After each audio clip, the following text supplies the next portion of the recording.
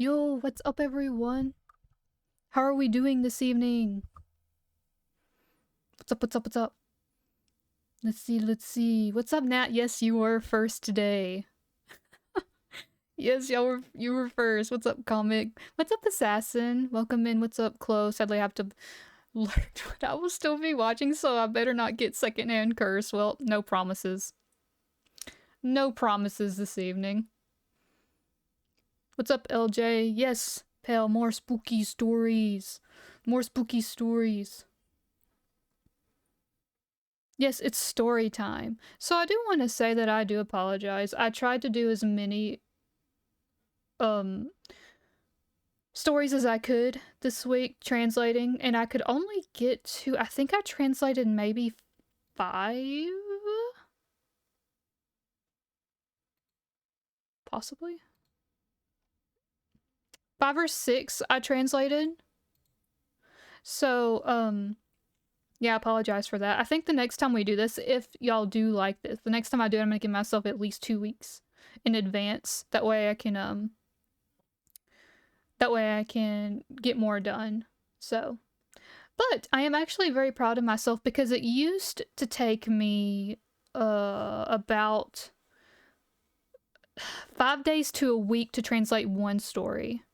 So, me doing 5 in 1 week. Let's see, I started doing them on Monday. Sunday, maybe? I think I might have actually started Sunday. So, for me to do 5 or 6 of them from Sunday is a pretty big deal for me. So I would say that I definitely reached a milestone. Yo, what's up, Kelp? Welcome in, welcome in. OMG, it's the Foogie, I see it. Yes! Also, hello, Mochi, welcome in, welcome in. Yes. I've decided I needed more things on my desk. I want more things on my desk, but I don't know what to put up here. So I got this water. And of course, I have my microphone here. But I wanted something else, but I don't have anything. So, Baby Mia is up here as well. Baby Mia is up here. Cat toy, yeah. It's a little cat toy. Awa-san, hello. Welcome in. Thank you for coming. 見に来てくれて本当にありがとう。こんにちは。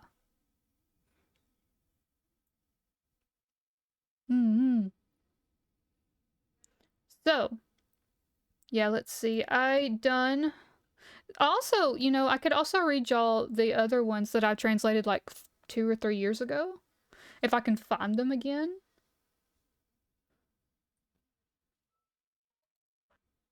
Let's see. Also, I've tried really hard to find music. Like, y'all don't want to listen to this and then, like, hear a spooky story, right? Like this, it doesn't fit the mood. It doesn't fit the mood. Your Charred Marcy, thank you so much, Nat. I appreciate it. Thank you. Thank you. The biddies are always appreciated. I actually had so much fun translating these. So all of these stories are from not this past week, but the week before. I tried to get very recent stories. So all of these were written not this past week, but the week before. Who bonked me? Thank you for the bonk. Also, thank you for the hydrate. I mean, not thank you for the bonk. I'm not thanking you for the bonk, but I'm thanking you for the hydrate.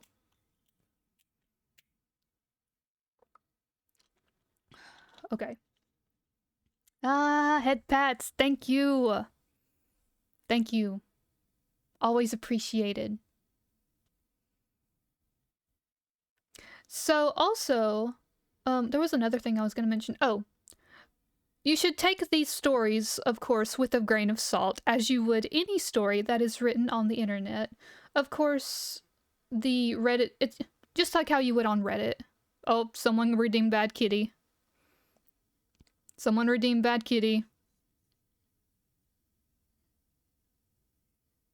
There it is. Okay, now that that's out of the way. I don't know why that happens. I don't know why that happens. I wonder if I could, like, delete that and not try and put it back on to see if that would help. I don't know why that happens, but it does. Anyway. I'm not sure why I was sprayed just now, but I continue. No, it won't break me again. Thank you, comic. I appreciate it. As long as that's what all it was for. As long as that's all it was for. Again, I reiterate. These stories should be taken with a grain of salt, as always. But I did choose these stories based on, you know, how creepy they were. Number one, because these are really... There's one in particular that's just really spooky, and I really, really like the lore behind it. I might save that one for last, I'm not sure. It's just... I can't wait to show it to y'all. It's, like, really, really good. And then there's a couple that you're like, oh, I don't know if it's true or not. But either way, even if they're not true, they were really well written. And that's what I was looking for anyway. If you've got a story that's really well written and it creeped me out, then yeah, I consider it a really good scary story. It doesn't necessarily have to be real, as long as it spooked me. That's all I care about. So, let's see here.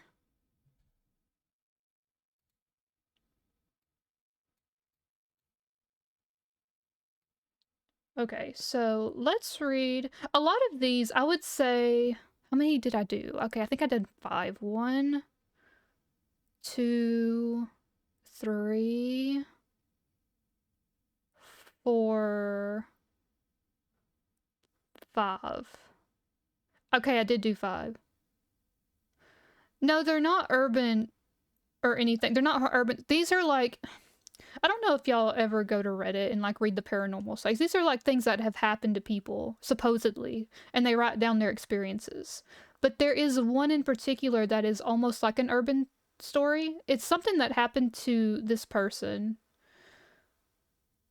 and it's tied in with a village's urban legend, so to speak.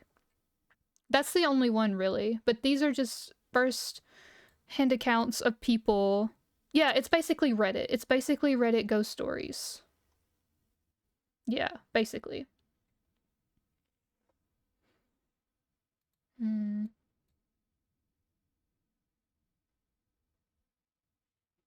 Okay. I'm not sure which one to start off with. I think this one's pretty good one to start off with. This was the first one I translated this week. But I would say 3 out of the 5 have to deal with being in the mountains. So it seems like the mountainside, or like any kind of mountain area in Japan, and I don't know, maybe it's just in general around the world, is extremely creepy. Or weird in some way, shape, or form. But there is a lot of these stories that come from people that have went into the mountains and went camping, or like done something on a dare or whatever. It seems to be... The mountains seem to be the place to go if you want to see a spook in Japan. And I kind of want to go next time. Next time I go to Japan, I kind of want to go to the mountains just to see if I could see a spook. I mean, that's probably asking for trouble, but... Okay. YouTube removed the dislike button. Good thing it wasn't real. What? Also, welcome in, Pika. Hello. If we ever get based... Well, Mochi, all of these are supposedly true stories, so... Supposedly. But again, you take them all with a grain of salt. Here in spirit, they are both chest deep in hell divers. I got you, I got you. Why would you do that to yourself, Mia? Because I want to be able to say that I've experienced something, but I just hope it doesn't come home with me. I don't want it to come home with me. That's the only thing. I don't want it to come home with me. In my luck, it would definitely come home with me. But I think it would just be cool, you know, have a story like that to tell people. Okay. So, Shall we begin? Are we ready? Are we nice and cozy with the lights turned off? Are we good and spooky? In our spooky place right now? Okay. So I'm gonna start off reading these, and maybe I'll go into some of the older stories that I've done. But I'll read it, and then maybe we can talk about it afterwards, and y'all can tell me what y'all think. Also, this is gonna help me figure out about how many stories I'll need to make up the time frame. So, okay, Mika. Darkroom check, coffee check, extra pair of undies check. I think I'm ready. Nice. Now these aren't like super duper scary. Like to me they weren't. To me they were just really creepy. To me. To me. Okay.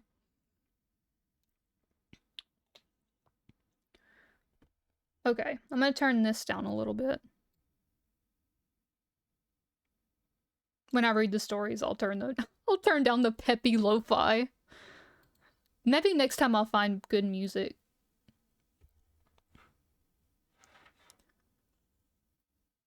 We're around the campfire.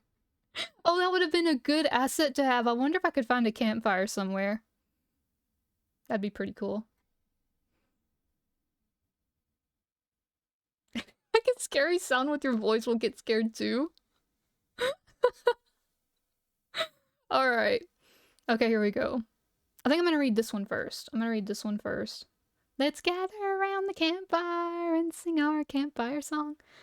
RCAMPFIRESONG song. Okay. I got it out of my system. Okay. I think hopefully I proofread all of them too, because that's gonna be very embarrassing if I did not. Okay, so the title of this one is I heard a horrible scream coming from the mountains. What happened next was terrifying. You're welcome, Belle. You're welcome. You got this. Now everyone's gonna be singing it. Okay. Alright. So, let us begin with this story. This is a story from 2 years ago when I was 20 years old, and my college senpai invited me to go on a trip to Iwate. Those that went were my senpai, M-san, I-san, S-san, my classmate M-san, and myself. We drove all the way from Tokyo by car and stayed several times in parking lots and at a hotel in Iwate. Let me start off by saying my senpai M-san was a bit insane. Like, hacking into the police's website? Or standing there laughing while mob beatings are taking place? This bro is like, goes hardcore apparently. When we got back to the car from the service station, he forced everyone to start running, and whoever came in last was going to be put in the trunk of the car. I'm not really a fan of idle chit-chat, and the long car ride had made me sleepy, so I was slow on purpose to be the one to get in the trunk. For 3 days, this is how we traveled around Iwate. To be honest with you, I was starting to get very tired of everything, since it's not anything like my hometown or anything. I finally suggested to my senpai that we should try going to a haunted spot. M-san seemed to like the idea, so M-san, N-san, and I all headed out around 8 p.m. in the evening to go find a spot. The scariest place in Japan isn't Ire no Mori, but a place called Ogayu. We ended up going to a spot called Kuromoriyama that is located in Ogayu. The closer we got to Kuromoriyama, the atmosphere clearly began to change. I even heard Madman M-san mutter, "Oh, this place is going to be very scary." It was February at the time and the roads were icy, so trying to go by car was out of the question. So the three of us set out on foot to our destination. After walking a little while, M-san suddenly said that he forgot something. When he went back to get whatever it was, me and M-san both stood there waiting for him to get back. But M-san never came back. I thought that was strange, so when me and M-san went back to the car to check on him, he wasn't there. With him, anything could have happened. I wasn't exactly happy with him in the moment and thought things I shouldn't. I was originally going to head back that day by Shinkansen, just so I could be back in time to go to work the next day. But now it looks like I'll have to get up early in the morning and work through all of my exhaustion. We were in total darkness. There is a house of some kind here, but it looks so old there isn't a single light on.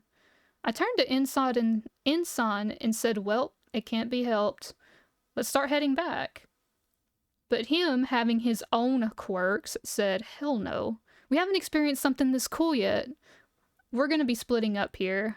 I'm going this way, you can go back if you want. A ghost is probably gonna pop up soon, lol. So this bro, listen, this bro leaves him. This bro takes off into the woods because he's like dead set on seeing a ghost, and I thought that was freaking hilarious. Leaves the poor writer of the story all alone by himself. Okay. Then he ran off to God knows where and disappeared. I would literally never hang out with these people again. Like, this is horrible. At this point, I would start rethinking my friendships.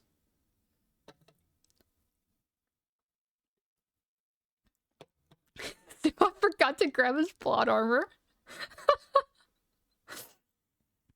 Let's split up gang tag. I have no idea. My guess is, okay. I'm gonna keep reading, hold up. Okay. Then he ran off to God knows where and disappeared. In the 20 years of my life, I had never been so scared as I was in this moment. There was no point in just standing here. I could see a house in the far distance with a light and began to walk in that direction. I walked for about an hour, completely surrounded by nothing but mountains and woods. I bet if I was killed and buried here, no one would ever know about it, I thought to myself. It was then I heard a terrible shriek. He wrote it down, but I can't do it. It's like, yeah! I can't do it, or I will literally scare everyone in this house. It sounded like a woman screaming from within the mountain. No matter how hard I tried to say that it was just an animal, I could only hear that of a woman screaming. I was frantically trying to calm myself down. I thought I was going to pee myself. I couldn't hold it any longer and actually went and found some trees to relieve myself by. But there was something weird about this area too. The wind wasn't blowing at all, yet tall grass beside me was swaying back and forth. This is an animal, right? I thought to myself, but I saw nothing in front of me. As soon as I was done peeing, I started walking really fast away from that spot. I suddenly heard the scream again. When I turned around to see what it was, I saw absolutely nothing. Wait, let me read that again. I suddenly heard the scream again, and when I turned around to see what it was, I saw something absolutely horrifying. Sorry, I don't have my glasses on. My line of sight wasn't great, so I couldn't really make out details, but it looked like there was a long-haired girl standing there in the distance. She was facing my direction as she screamed. I was terrified and had had enough. I booked it as fast as I could out of the forest. Well, that was my experience. What the hell was that? I wonder. So I got really curious, actually. That's the end of the story, by the way. I would pee on the ghost. I mean, that's one way to do it, I guess. If you see something moving in the bushes right next to you, just pee in that direction. Bro encountered a skinwalker? I don't know. So, I actually read the comments on this one, if I remember, because I was like, what happened to M-san and N-san? What happened to everybody? Like, why did he just suddenly disappear like that? Because I was, like, reading the story thinking, oh god, he's gonna be dead or something. Like, something's gonna happen to him. But I read the comments, And Imsan apparently went back to the car and he planned on leaving them. He was going to straight up leave them, I think. Like, I don't think he actually really forgot anything. He went back to the car and he said the engine wouldn't start. So, like, when the engine wouldn't start, he took off on foot somewhere. And I was like, holy shit, that dude. I'm like, I hope you never, ever let him back into your life. And, Insan actually heard the scream too. And as soon as Insan heard this first scream, he booked it out of the woods and caught a taxi back home.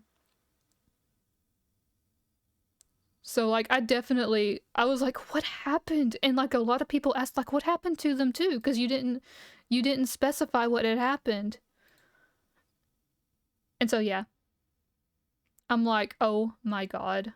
I would be so pissed off, because that bro was literally gonna leave him there. The betrayal, yes. Absolutely, I would have been so upset. Let me see, let me find another one here. Yeah, all of these, just about all of them take place in the woods. And that's not the first time I've heard of a... Now, I don't know if that's just like a thing, but it always seems to be a long-haired girl that is haunting these people in the woods. It's very strange. It, like, reminded me of Sadako for sure.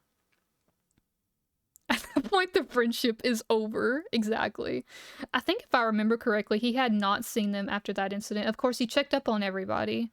Of course, after everything, because, like, he literally had to find his way back home by himself. Like, I don't know how he got home, but I do know he got home by himself. And of course, I guess after checking up with everyone, I'm pretty sure all of their friendships were dissolved after that. There was more people that went with them, but they were the only 3 that went off to the quote-unquote haunted spot. There was some back in the forest and leave him. That dude, I don't even know. That's crazy. I feel like if I had a friend, quote-unquote, like that, I'd drop him pretty quick. Okay. I'm gonna read another one here. This one's relatively short. Sometimes 10+ hours. How about no? You'll be the sacrificial lamb, honestly. Honestly, if you're gonna treat me like that and leave me in the woods, you're getting sacrificed. I'm not even joking.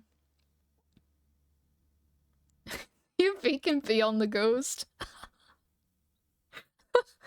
Oh my god. Alright. So this one is titled, I saw a strange group of people in the mountains. Is this really okay? Okay. So this one is also one that takes place in the mountains, and I thought was pretty spooky. Alright. Bring lots of water bottles. Okay.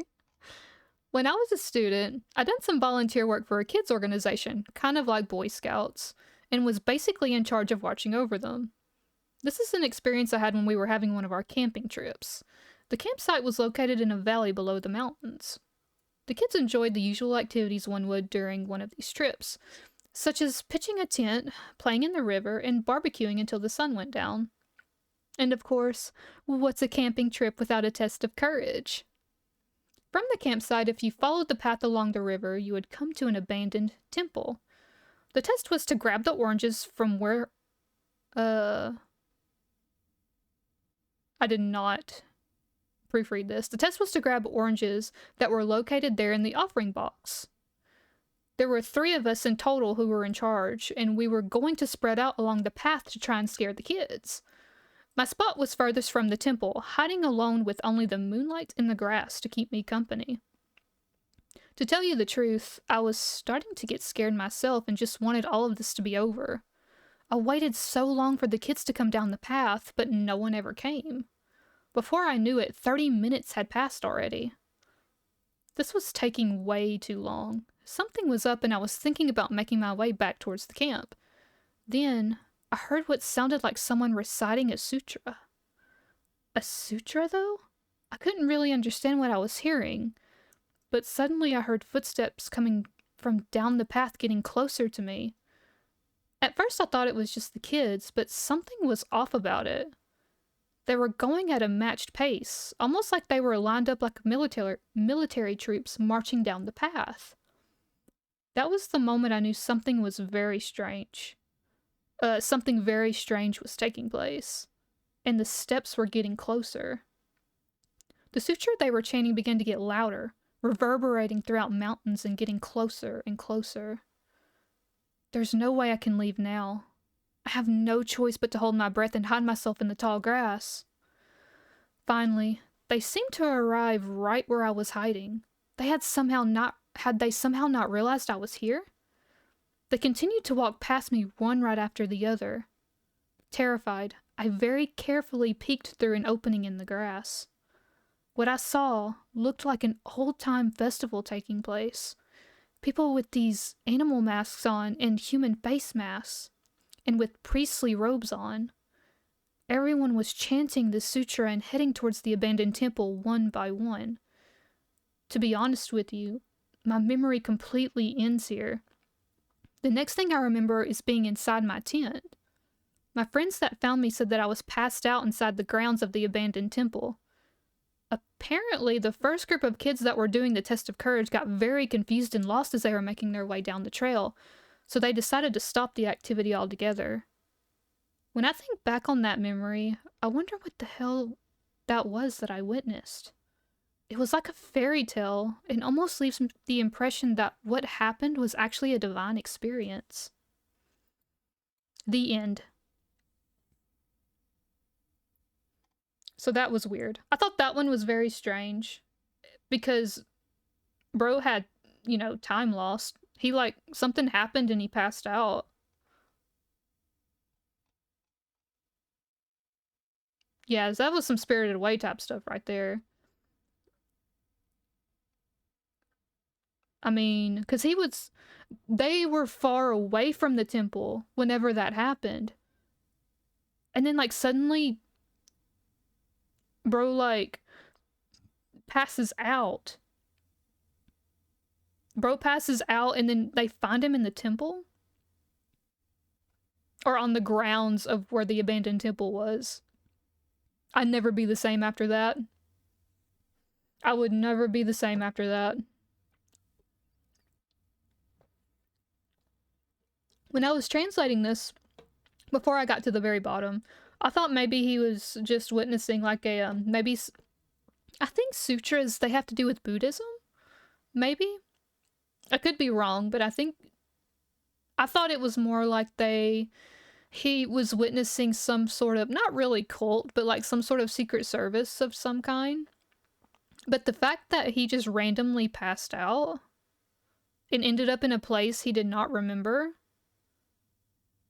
that's horrifying. That's scary. Also, what's up, Too Sleepy? Welcome in. I'm sure we didn't need to. I mean, that's what it does to you, though. That's what happens. I don't know. I don't know. That one freaked me out a little bit.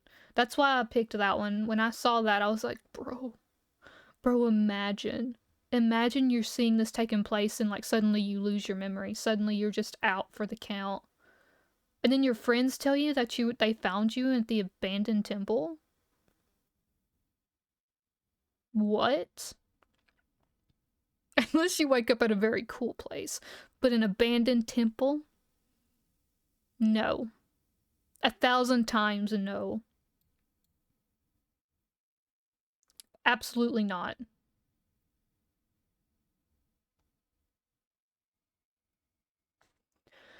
Let's see. This one? No, not. I'll wait. I'll wait for this one. This one's kind of long. Wait for this one.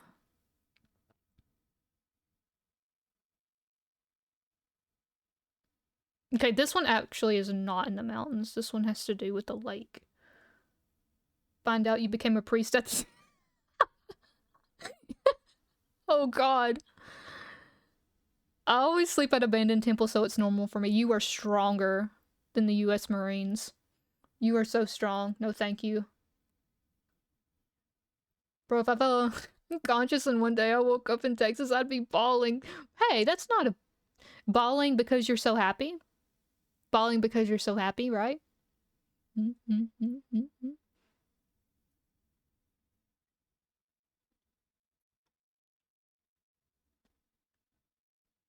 I get that. I get that.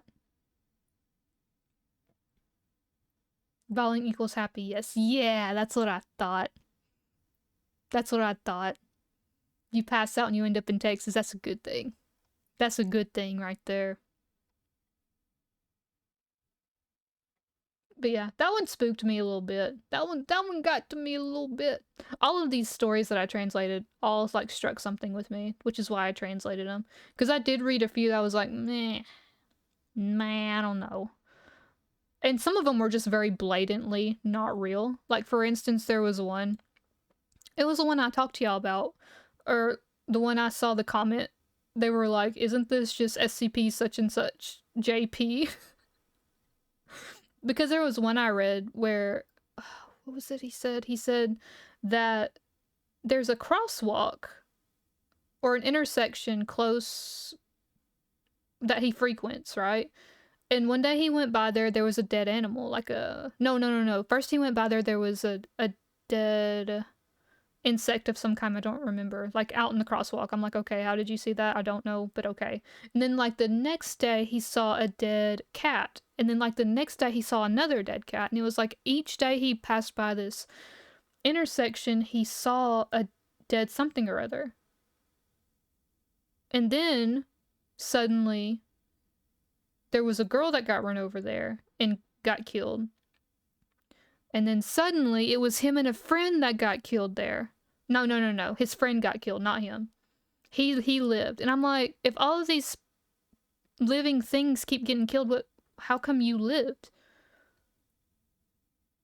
And then there was some time that went by without an accident happening, and then more people got killed later. And then I'm like, I don't know about that one. And then when you read the comments, people were like, yo, if that really happened, it would be like all over the news. It would be like all over the news. And the SCP it reminded someone of is apparently there is an SCP where it's in Tokyo Station. The anomaly is in Tokyo Station, and it pushes people in front of trains or something. Or some kind, I don't know, I don't remember. Anyway, it's stories like that I kind of just skimmed over and passed over. All of these I actually really liked and were spooky in some way.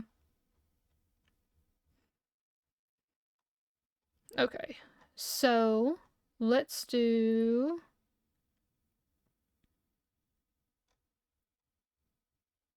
Okay, let's do this one. Yeah, it's very... Like, it would have still been... It would have made for a really good story, don't get me wrong. It was still a spooky story. It just wasn't... I picked the ones that could have been real, you know? I picked the ones that you want to believe are real. Yeah. But yeah, I'll have to look up that SCP number again. But it's one of the ones that aren't translated, unfortunately. And when I looked it up, I'm like, oh, kanji hard. SCP choo-choo? Yeah, but there is a Japanese SCP where it's like in Tokyo Station. I'm sure if you googled it, it would pop up. The paranormal, not the supernatural. Yeah, exactly. Alright. So this was the last one I translated today. Let's see. Okay, so this one is a mysterious figure and a house with a past. This happened about 2 years ago. My family and I were looking to buy a house at the time. Hold up, I'm gonna turn this music down. My family and I were looking to buy a house at the time, and a realtor had introduced us to a special listing on a previously owned home. It was in a good location and seemed very spacious and sturdy. It was even much cheaper than other houses on the market. I couldn't believe it. Now, this is when you know a house is haunted. I cannot stress this enough. People that buy houses that should not be at a low price like this obviously have never watched a paranormal show in their life. I grew up watching this stuff, so if I'm ever going to see a house on the market that's for much lower than what it's supposed to be, I'm not going to go in the house. I'm just going to tell you right now, I will not touch it with a 10-foot pole. Because it's common sense. I feel like it's common sense. If it's low, if it's for a low price, there is something wrong with it. I don't want exactly... It shouldn't matter. You need to get far away from it. If it's too good to be true, that it usually means that it is, especially when it comes to houses. Trust me, I know. I know. I'm kind of in real estate. I know. If it's too good to be true, trust me, it is. Not very catchy, many of you, but very based. In this economy, I'm okay with a ghost roommate. I mean, if you're good with it, then okay. Is mayonnaise an instrument? Oh, thank you, Nat, for the care package. Creaky doors and floors is a definite nope for me. Yeah, exactly. You know, this is actually the only haunted house story I found that was, like, decent. Hopefully I can find more in the future. Where was I?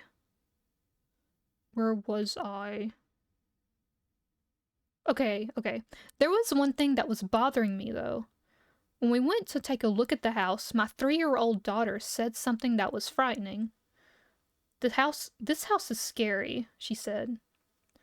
There was a room in particular that weirded her out. It was just a regular Western-style room that got a lot of sunlight.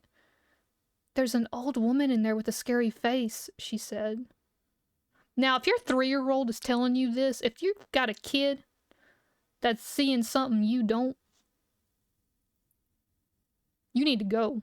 You need to get very far away. I think as soon as she said something, I would have been like, okay, we're going. We're leaving. Okay.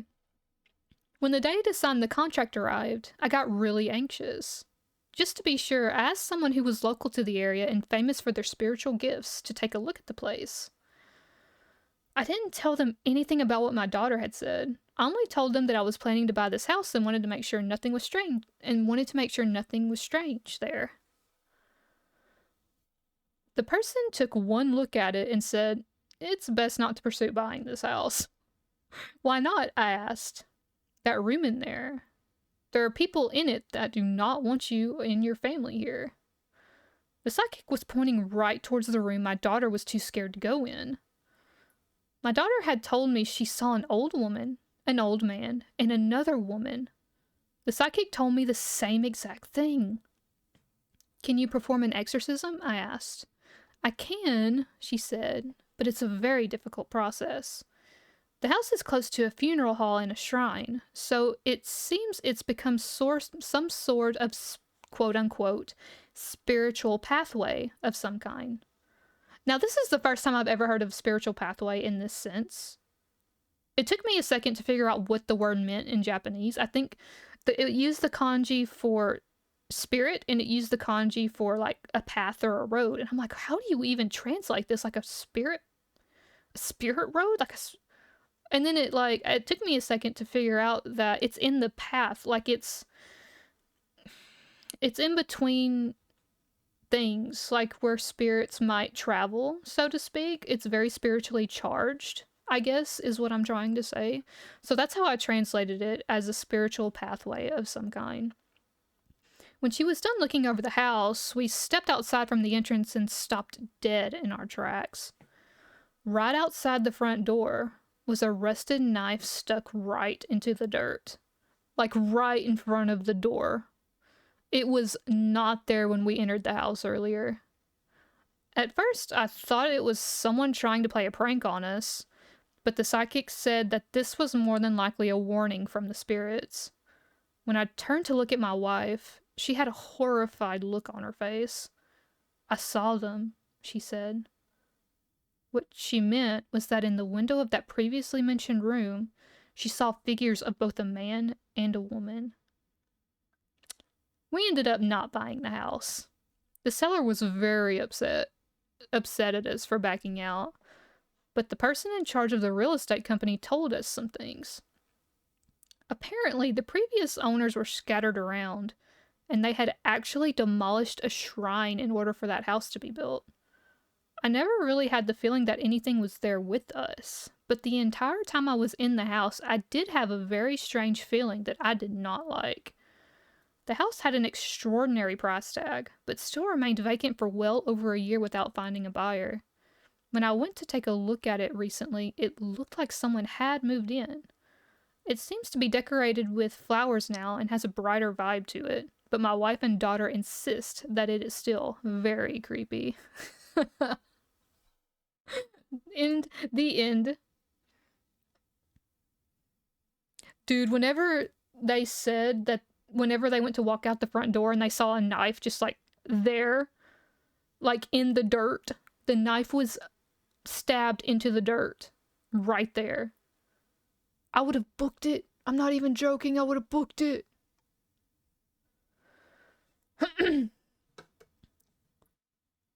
Why does this sound like an episode season of American Horror Stories? Because it sounds like it is. Ugh. How to survive a horror movie 1. Step 2, never touch or look at a doll, for real. I heard a similar story about a kid consistently telling his mom he sees a hanged man in her room, and when she looked more into it, she found out that one of the previous owners hanged themselves in the room. Dude, I have heard of crap like that before. And like, I feel like if a kid tells you they see something, you need to listen to them, because they're not joking. They do not. I mean, sometimes, of course, imaginary friends, you know, it's a thing with kids, it's a thing, but I feel like the majority of the time, it is not, and their imaginary friend is very much a person that they can see, and you cannot. Exorcisms. True. Anyway, that one spooked me just because the freaking knife, man. There was a freaking rusted knife involved. Really? Really? A knife? You ain't gotta tell me twice. You ain't gotta tell me twice.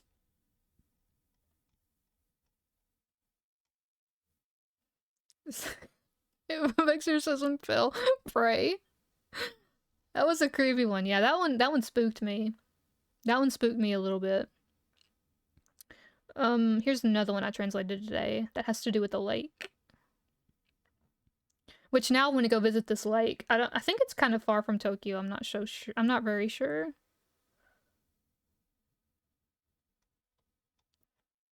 Alright, so this one. Okay. I saw an unimaginable thing swimming in the lake.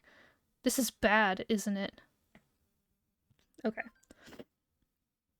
I went sightseeing recently in Kanagawa Prefecture and went to Tsukui Lake. I was with a friend at the time and we went there by car. There's actually a place there by the lake where you can see everything from the parking lot. So I decided to go there and take a break.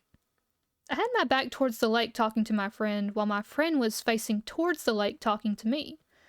We were just having a normal conversation when I noticed my friend's focus shifted from me and looked strange. His eyes looked like they were following something in the lake.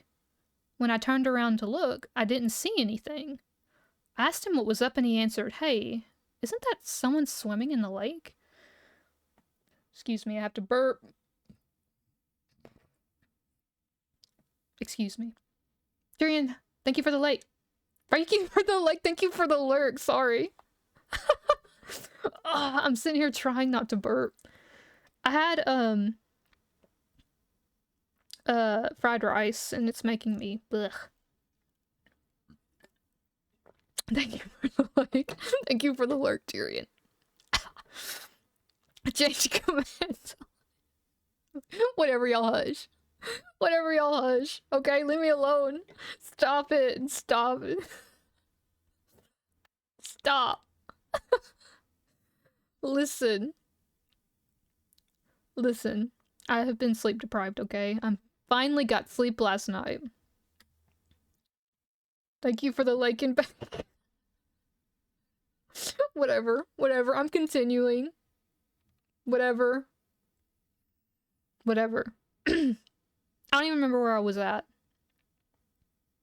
Okay. He said, hey, isn't there someone swimming in the lake?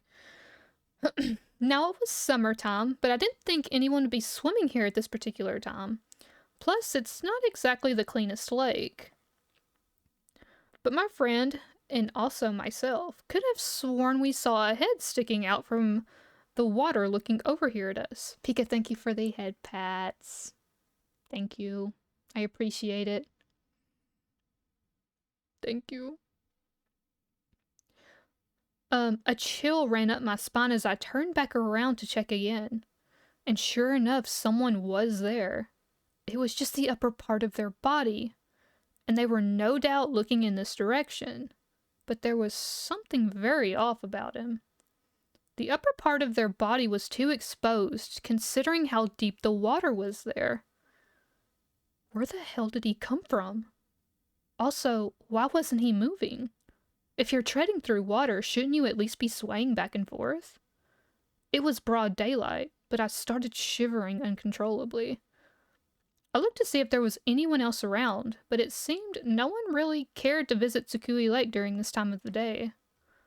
Meanwhile, I noticed that he was slowly but surely headed in this direction. You could tell by looking at the surface of the water he was very quietly moving this way. The closer he got to us, the more we could make out his face. I didn't want to look at him at all, but I couldn't help but stare. Scorp, thank you for the head pat. Thank you. Thank you. Also, welcome. Hope you're having a good day. This is where it gets spooky. His mouth was torn. And by that, I mean his lower jaw seemed detached and just dangled below his face. Suddenly, we heard a gurgling noise as his head sunk back into the water. What the hell just happened? I ran back to the car quickly, came home, and wrote this. I apologize if it wasn't that scary. Bro, let me just tell you, if you envision that, something like that coming towards you, and like you see it in the lake and it's like slowly making its way towards you, and it's not like walking, it's just like not even floating really, it's just slowly moving towards you, and you see that its jaw is not connected like it should be. Hell no. Hell no. Stay away. I was thinking about how I don't recognize the bodies in the water. Oh my god, when I was reading this, I thought the same exact thing. I was like, I don't recognize the body in the water. Either it's Jason or a zombie from The Walking Dead. That description was so creepy, right? 10/10 on fear scale. Yeah, this one was freaky. It was weird. And it wasn't even that long. Like, the freakiest stories we've read have not even been that long. But the last one that I'm going to read is rather long. I mean, it's not very, very long, but it's the longest one that I translated, probably ever. I don't think I translated a story this long before, so I'm actually quite proud of myself. I'm sorry, I have bad indigestion. I shouldn't eat before stream, but if I don't, then I'll have to wait after stream, and then I'll be starving.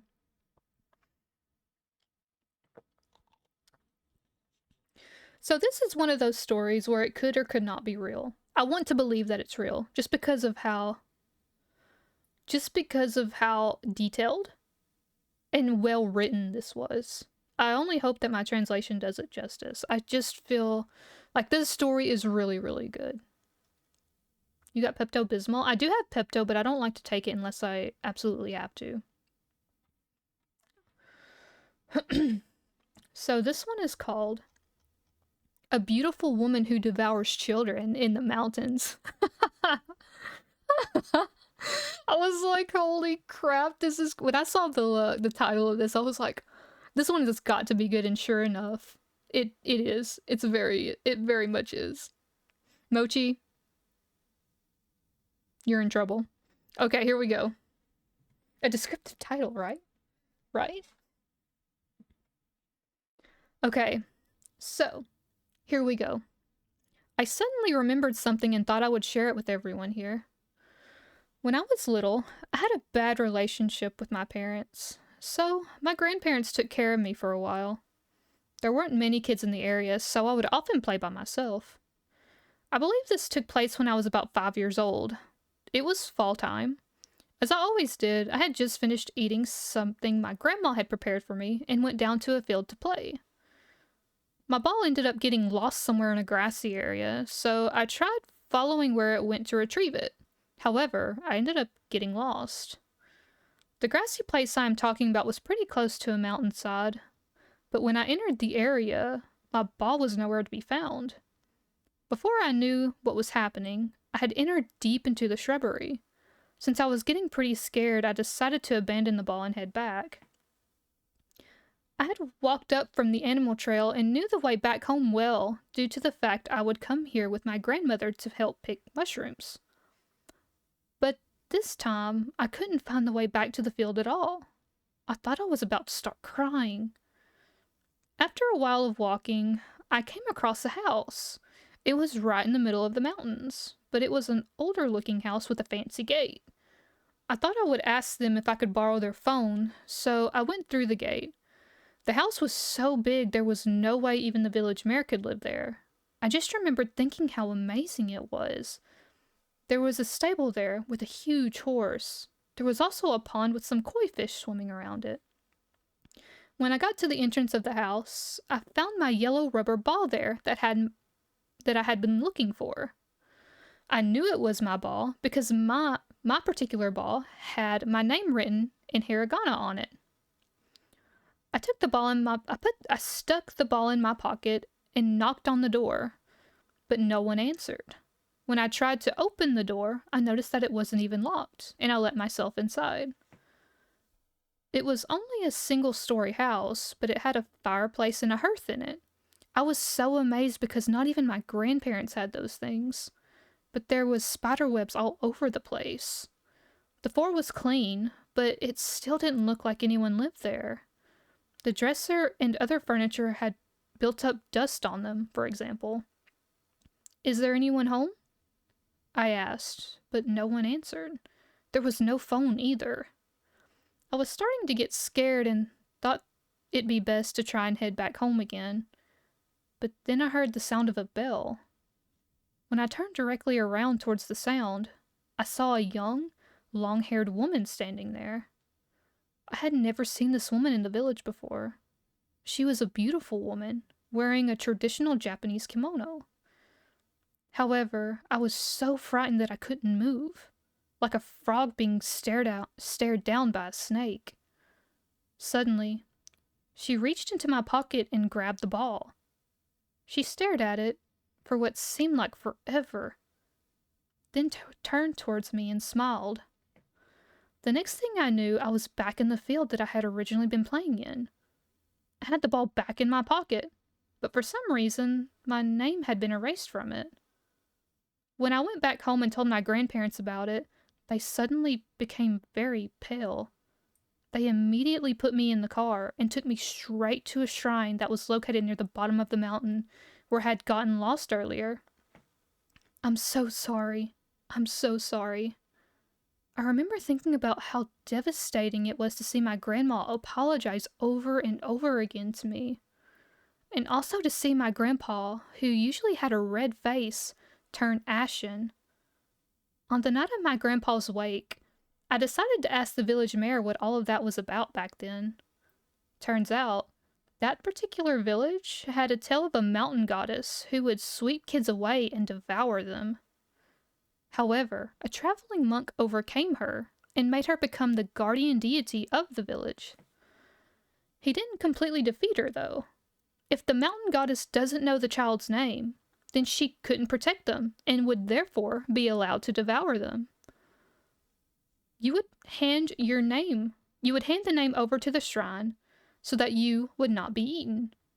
But back in the day, sometimes people would purposely not give out their kids' names in order to reduce the number of mouths they had to feed.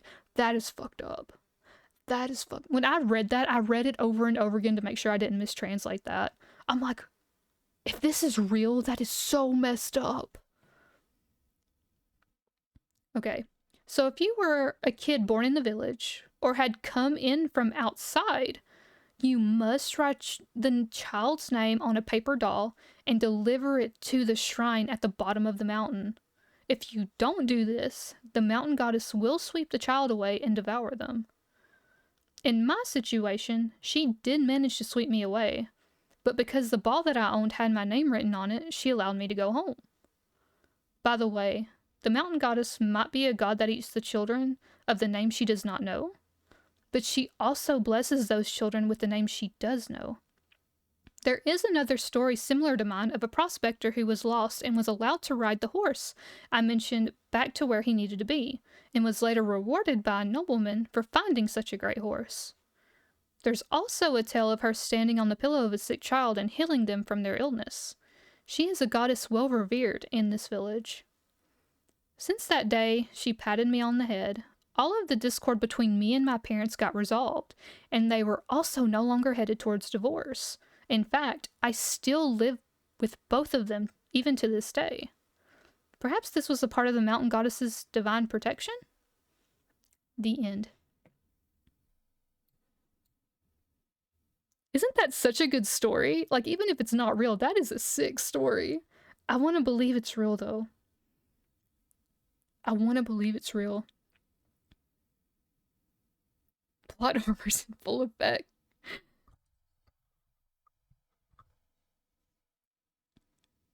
Yeah, that was a cool story, I thought. I really liked that one.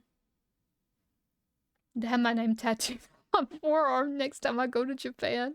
No, just if you visit a very obscure village, Mochi. A very obscure village in the mountains. Also, what's up, Gilgamesh? Welcome in. Welcome in, welcome in. Messed up, but unfortunately abandoning extra children to die in times of hardship has been distressingly common throughout history, usually through ritualized means. Yeah, I've definitely heard of it happening, Tyrion, and it sucks. It definitely sucks. But that's just so messed up you would purposely not give your kids names over to the shrine.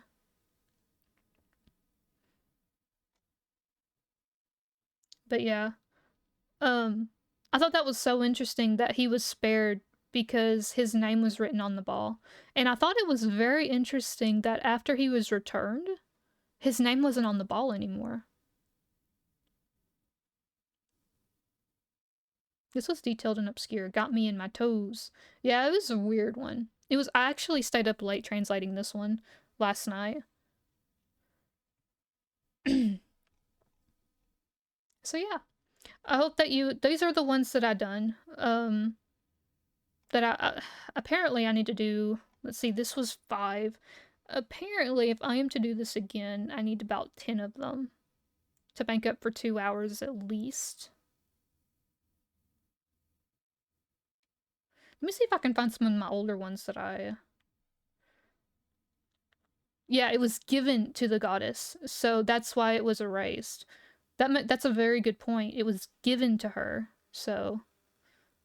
I mean, I feel like you just can't make that up. I know that there's a lot of stories that obviously are made up, but I feel like if you're gonna make something like this up, you need to sell it to a movie producer or something. Like, this was just too good. I feel like it's too detailed not to be true. But I don't know. I want to believe. I want to believe. Yeah, it devoured the name instead of the child. Yeah, like the children that she does know, because she was defeated and made into a literal deity, a goddess, a protection of some kind for this village. I think it's neat that she blesses those that she knows the name of. It's well, sorry, I just came in. I was reading a short story that I translated from this paranormal site that I frequent. And it was pretty good. This kid gets lost in the woods and looks for his ball. And his ball has his name written on it. And the mountain goddess he doesn't know is the mountain goddess finds him. Hold on, I'm trying to find these other stories. I hope I can find it. Hold up.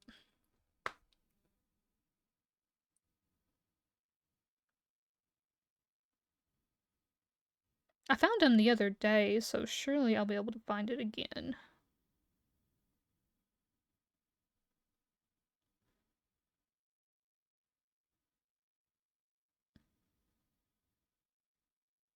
Okay, get out of here.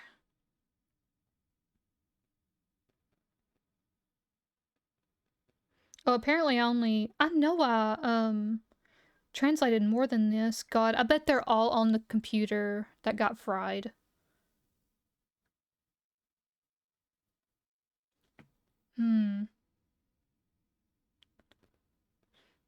It was a rubber ball. All he said that it was a rubber ball and it had his name written in hiragana on it. But when he saw this woman, the woman took the ball from him and saw that it had his name written on it. And the next thing he remembers is he's back in the field that he was trying to get back into. But turns out that who he met was actually a goddess that devours children. And if she doesn't know the name of the kids, she'll eat them. She eats them. But because his name was on the ball that he had, she didn't need him. She actually helped him get back home. That's the too long don't read of it. That's the TLDR of it.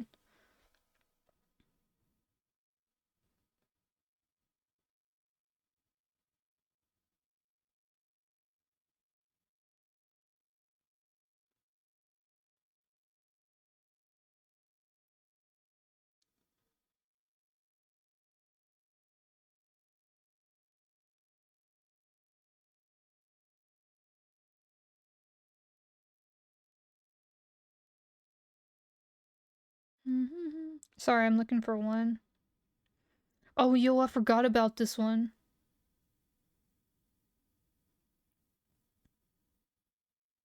I haven't read this one in a while, so I hope it's good, actually. I'm not reading over it again. I'm just gonna read it. So this will be like I'm hearing it again for the first time, too. So that's what TLDR means. Yes, it means too long, don't read. Or I think that's what it means anyway. Yeah. Wait, does that imply his parents didn't want him? So it's unclear whether the parents were actually from that village. Like, you know how the grandparents were there, obviously. But I'm wondering if the parents were there. Too long didn't read. Yeah, that's what it is. So I'm wondering if the parents had him, didn't put his name in the shrine, or didn't take his name to the shrine, and the grandparents assumed that they did. And when the grandparents took him in, it would explain their horrified look, because surely the grandparents knew of this goddess and would have, whenever he went to live with them, would have given his name to the shrine. But I wonder if them being so upset and apologizing over and over again, if that was them apologizing for the fact that his parents didn't give the shrine his name. Because I keep mixing like yelling at the computer over my headphones. I somehow believe that. The grandparents did yeah, like they were horrified. Like, it seems like they would have put his name, or given his name to the shrine had they known. So maybe that's the case. Maybe the parents didn't. Maybe the parents are responsible for that. Because the grandparents took him immediately. Yeah, he got very lucky. He got very, very lucky.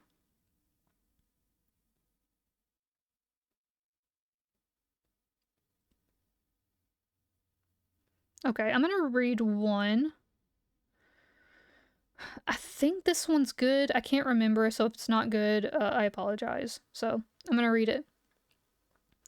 This is an old story from the time when I worked at an amusement complex. It was an old building that was remodeled a little strangely. The fourth floor only had a women's bathroom. There was also a huge pillar that stood in front of this bathroom, and you couldn't see the entrance to it at all. Because of this, the staff was constantly being asked where the bathroom was. They even had signs everywhere locating where it was, but even so, it still seemed a little difficult for people to understand. We ended up installing a large mirror at an angle where the entrance of it could be reflected. One day, a staff member was patrolling the area and seen a strange-looking woman being reflected in this mirror. The woman seemed to be limping, almost robotic. The woman reached out her hands from the bathroom, and they were so long it was just like she was a praying mantis. When the staff member looked back towards the bathroom, they didn't see anything. However, when they turned back to the mirror, the woman was clearly being reflected there. Suddenly, as they were looking in the mirror, it seemed as if the woman had another staff member in her grasp, covering them. When the staff members seen this, they yelled, and suddenly the woman was gone. She made so many appearances I couldn't keep count. I don't have what you call a sixth sense, but I never saw anything. But there was one strange thing that did happen. One day, while I was cleaning the bathroom on the fourth floor, I found a ring by the faucet. The diamond was in the shape of a flower, and looked like it cost about 30,000 yen, about $280 in American dollars. There were fashionable rings like that. I wrote down a record of it at our Lost and Found and placed it in the storage box, but I was a little curious about it. About a month later, a woman came into my work. "Do you happen to have a lost ring?" she asked. She explained to me what the ring looked like, and I figured it was the same ring I put back. So I grabbed it from the box and asked, would this happen to be the ring? When I handed it to her, a strange expression came across her face.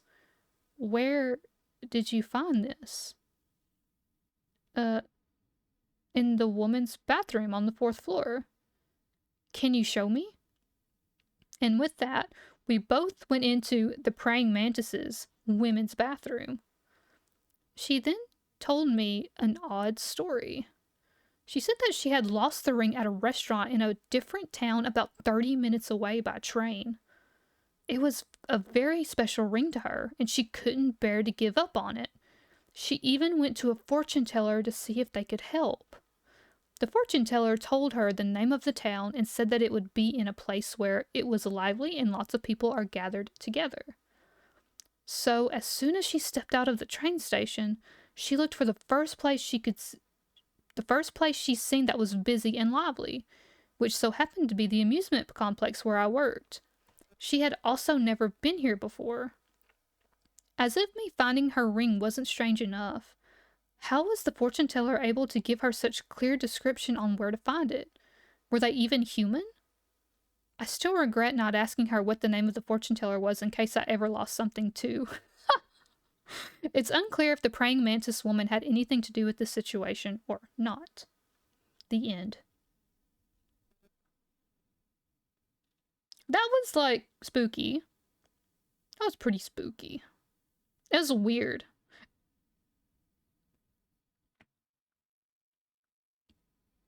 Let's see, I think there's one more in this category. Let me see.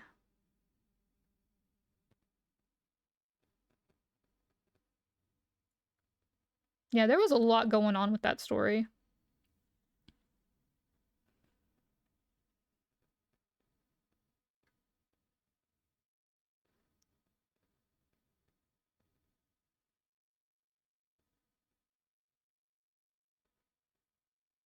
Okay.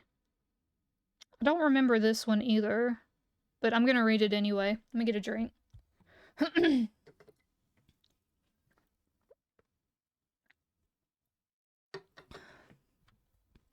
Man, I know I translated way more than this, but I think they're all on my laptop that got unalived, unfortunately, and I don't think I saved him anywhere either.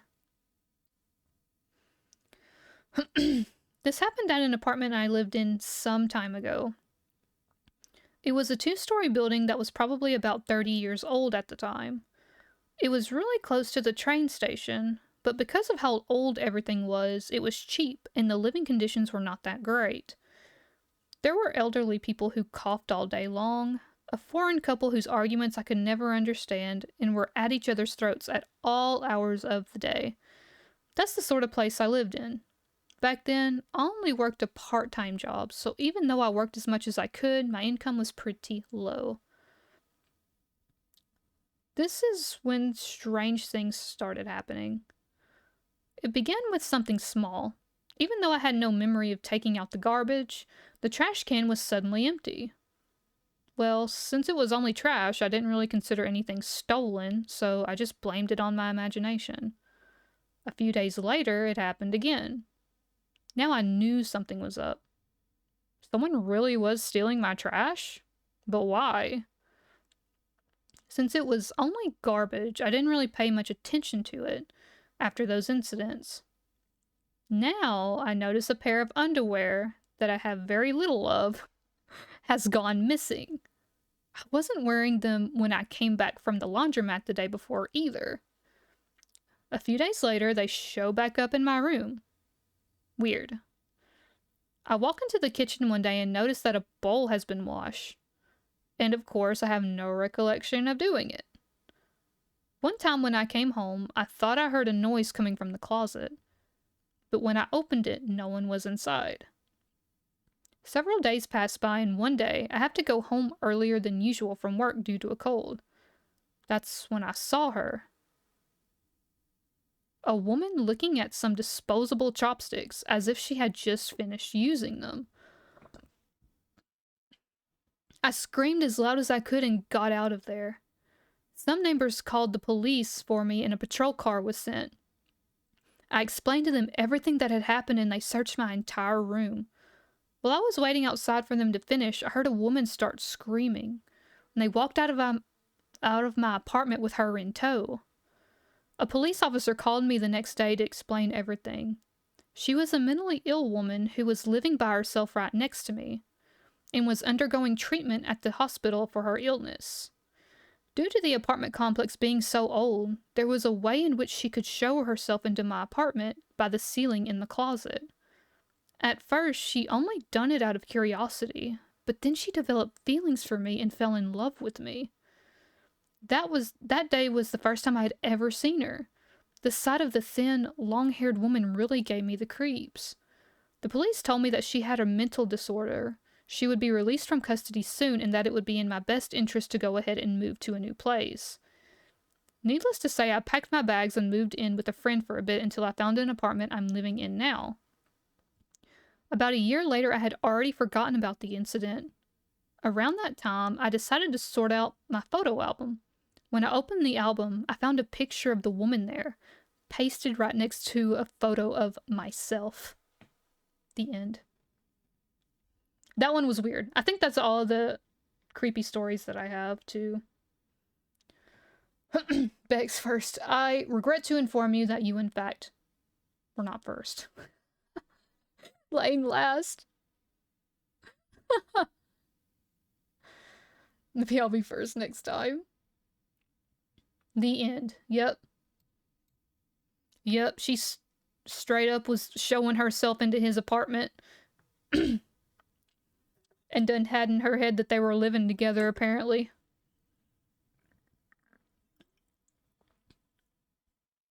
That one definitely sounds the most plausible. Yep. That was insane. I actually forgot about that story. I know that I translated more. God, and I bet they're all lost. That makes me so sick.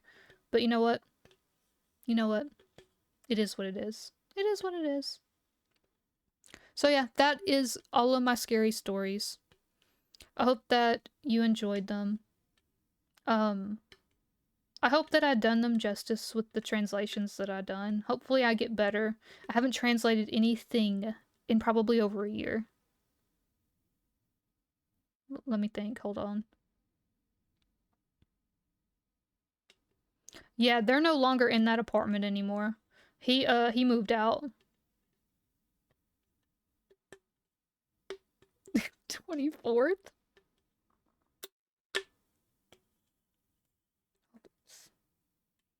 Thank you for the headpad, Santo.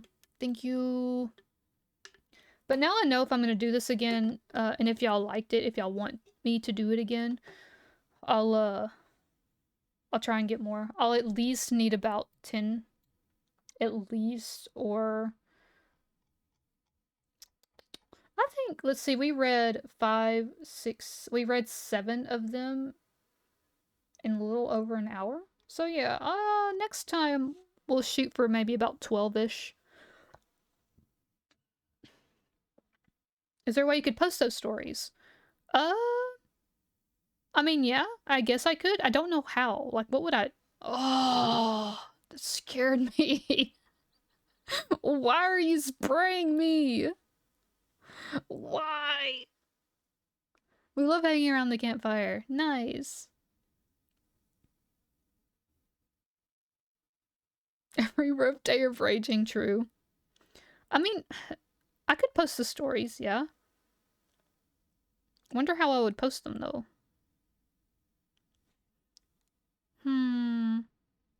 How do people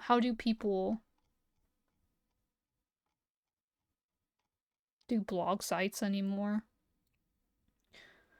I guess if that's what people want, maybe I can do it. Mayhaps I can. I think... I'm not sure what would be a good... Me neither. I would be happy to post them if people want. That way, you know, you can go back and read them. Of course. Let me turn this. Let me turn this back up. Yeah, I also thought of that, Pill. I did think about that, because I know people are going to want to read them again, more than likely. I just need to figure out a way to do that. I'll have to do some Googling. I don't know how people do blogs anymore. Used to, you could just do Tumblr or something, and I guess that's an option, but no one really tumbles anymore. No one tumbles anymore.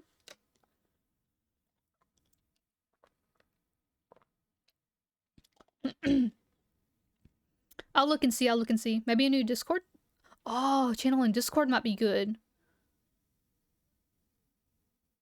But then it would be hard. It would be hard to search. Probably. Wow, I haven't used WordPress in a hot minute. I don't tumble, only stumble. Real. I think what I used to use was Wix site. I wonder if I can use a Wix site again, because that was like the most... Wix site was the most easiest website to use and the easiest to design. I can't remember. I think it's free. No, but like,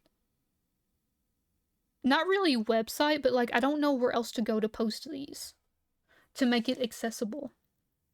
I'll Google, I guess. It'll come to me eventually, and if y'all have any ideas, please let me know. Because I do want to post them for y'all to read later.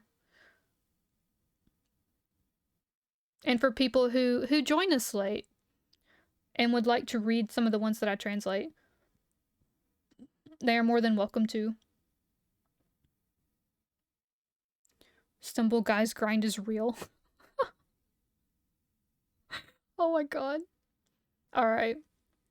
Well, I guess since we finished early, and now I know about how many stories I need to translate before we do our next one.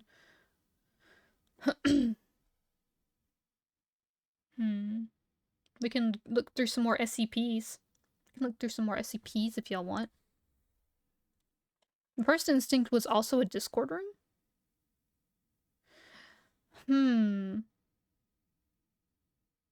I guess that's not a bad idea. I wonder if forums would be good for this. I don't know how forums work, though.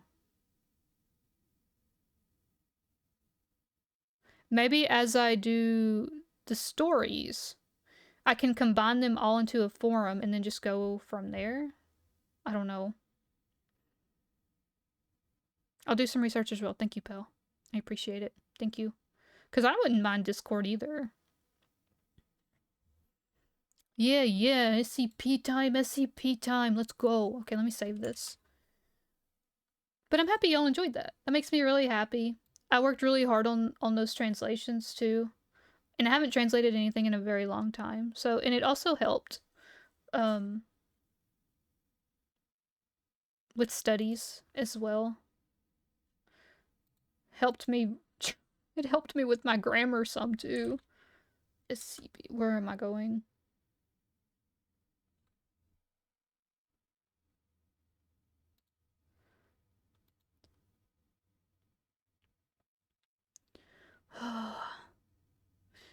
Easily accessible could be a challenge in Discord, but I don't know too much about it. Me neither. I don't know either, unfortunately. What were you asking? Yeah, I was trying to think about where would be a good place to put my stories once I have them translated. Because if people want me to continue doing this, then I'll keep translating them. I'll keep translating them and doing these story time with Mia, if y'all like it. But after, you know, everything's finished, I would like to be able to put these stories that I translate somewhere where people could go back and read over them if they wanted to. And then we were trying to think if maybe doing another Discord channel, like forums maybe, I'm not sure, would help with that. That's where forums came from just now. Scanlations. I mean, technically it's not a scanlation. Campfire time with Mia, that's right. We don't have a campfire, though. I need to find a campfire.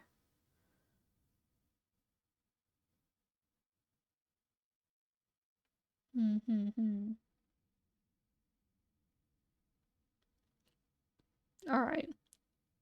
So let me see here. Let's go back to...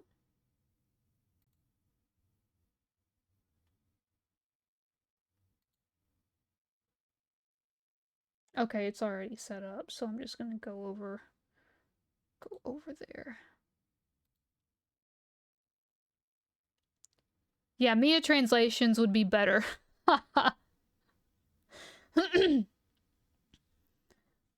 Elmo and Fire, Mia effect redeem? That would be funny, actually. A campfire on top of my table? Bro, that would actually be really sick.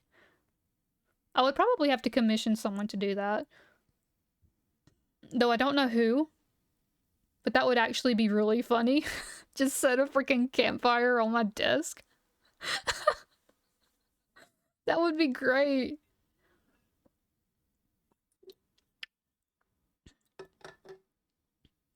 Okay. So, we're continuing on our SCP journey here. Hopefully I don't lose my voice because I can feel it. I can feel myself losing my voice, so I apologize. Hopefully if I do more just chatting streams, this kind of helps with that. With me, hopefully my voice gets used to it. Sit on top of me, said. Y'all, really? Really? It would distract too much from the story. No, it will not sit on my head.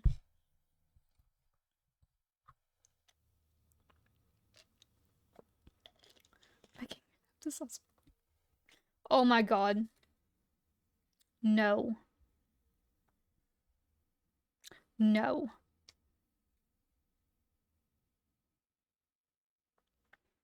Just have your cat speak. They're not in here right now. They're not in here at the moment.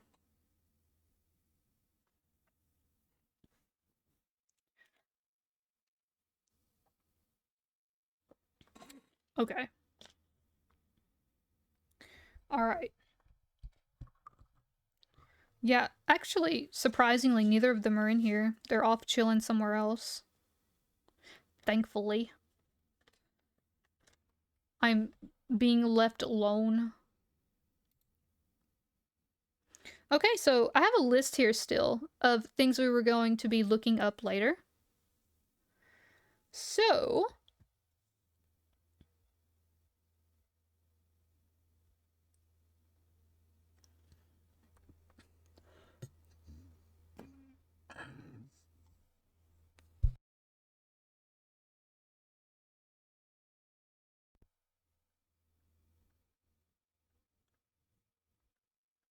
sorry, I'm getting some water. My stomach suddenly decided it wanted to hurt.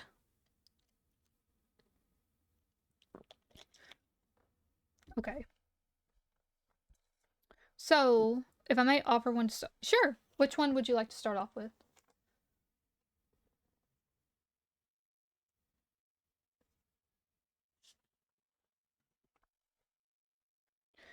Thank you, Nat, for the care package.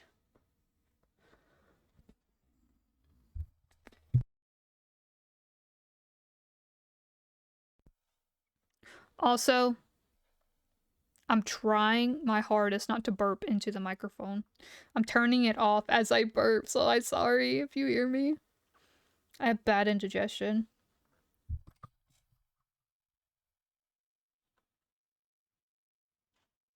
Okay.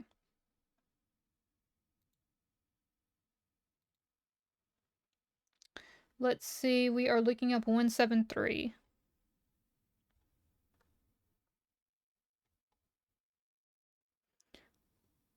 Wait, did I click on this already? Oh, but I don't think I read it. I clicked on it, but I don't think I read it yet. Don't bonk me. Why am I being bonked? Do hydrate so you don't drown. Thank you. Bex will still make sure that I drown.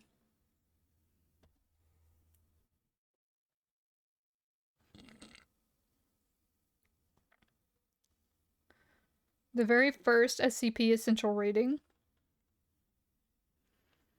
Okay, here we go. Hold up. Check something really quick.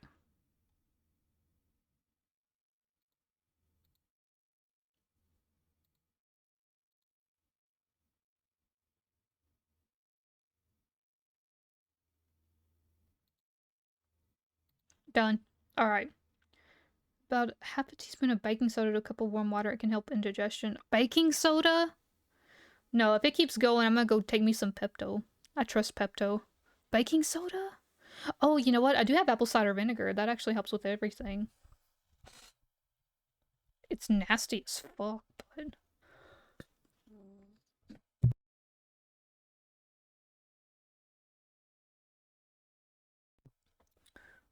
Sorry, I couldn't recite that because I was burping. I had to turn off my mic. Goodbye. And good night. Bang. Oh, that's okay, Mochi. I'm sorry you have to miss it too, but that's okay. Go do what you gotta do, okay? Good night, good night. Take it easy. Take it easy.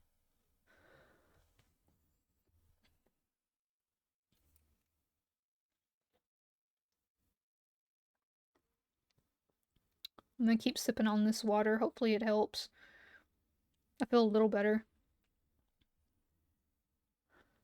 Okay. Maybe as I start reading. Are you serious, Line?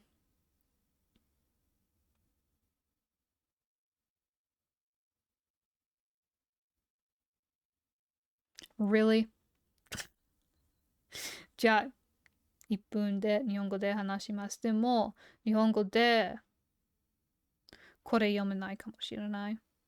アイテム SPC173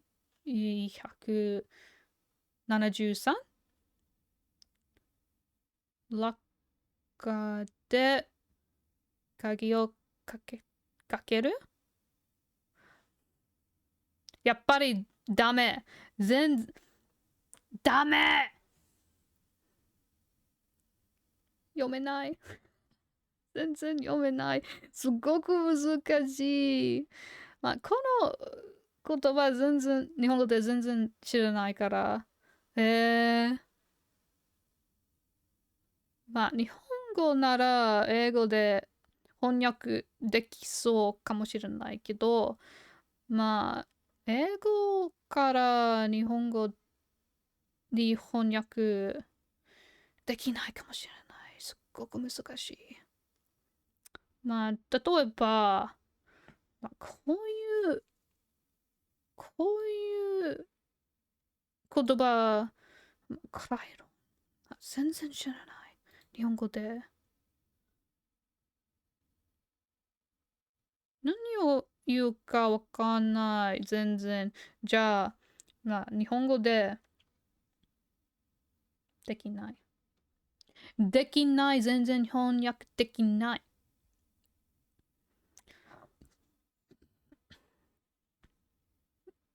Okay. It's been a minute. Real time translation. I actually wanted to do that last time, but I didn't have enough coins. Y'all are so mean. Okay, so what I was saying was there is no way that I could translate this into Japanese because I simply do not have the words. Like, I would have to study this. I don't know what the word Yokuyata. Thank you, Tyrion. I appreciate it. Thank you for the biddies. Veteran difficult. It really is. Like, if it would have been anything else, I might could have done it, but not an SCP entry. Like, I don't know what the word is for personnel. I don't know what the word is for Krylon. Probably just Krylon. I don't know what the word is for, like... I might know what the word is for container.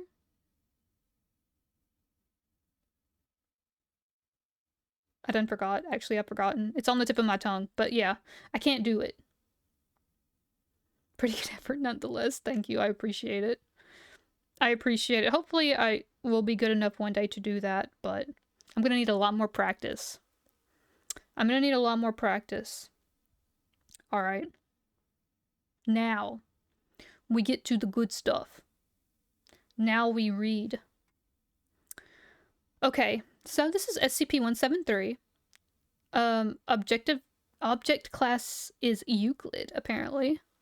Item SCP-173 is to be kept in a locked container at all times. When personnel must enter SCP-173's container, no fewer than 3 may enter at any time, and the door is to be relocked behind them.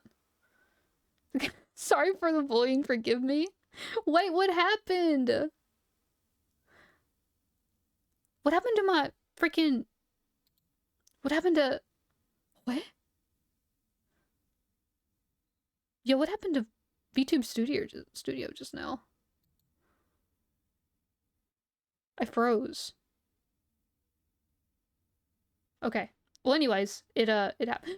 Thank you so much, Lane, for the biddies. I appreciate it. Thank you. Sorry for the bullying. Forgive me. I do forgive you. Lane,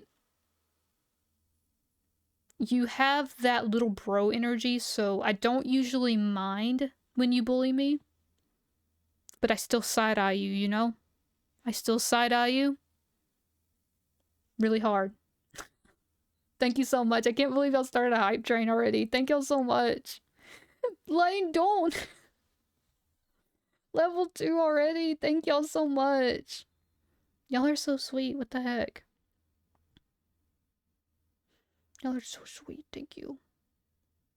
This is apparently the first SCP, by the way. The one that started it all.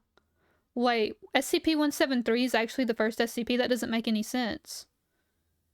Glow, thank you for the biddies! What the heck? Thank y'all so much. Now I want to know what kind of energy the rest of us have. Y'all are insane, holy he was number 1! Thank you. Name our energies. I can't just name y'all's energies. Y'all all just have...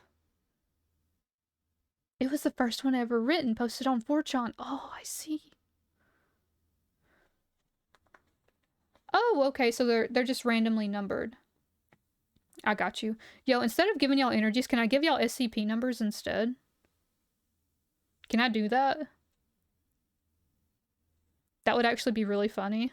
I assign y'all SCP numbers? My community is full of SCPs.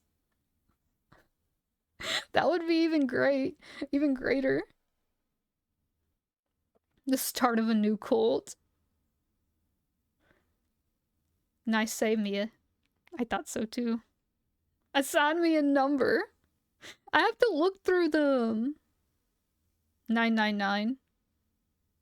Who would 999 go to?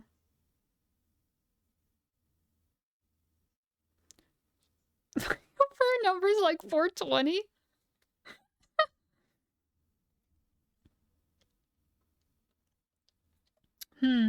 Yeah, I feel like 999 would be Mochi. Mochi has definitely got that energy. What the heck? Lane, thank you for the biddies. And become little bro, bringer of bullying. Yes, thank you so much. Also, Fel, thank you so much for the gifted sub. That's so nice. Thank you. He gives me hug vibes. Yeah, he does. Mochi is just that kind of person. Also, holy crap, level 3 hype train. Y'all are insane. Holy shit. Thank y'all so much. Y'all are so nice. What the heck? Bro equals bullying, just a known fact. Yeah, that's why Lane is always the one to bully. But I know it is bully out of love. So therefore he gives me the little bro energy.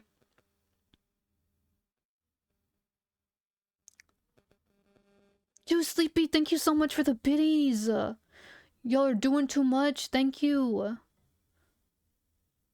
Lane is almost completely soloing the hype train.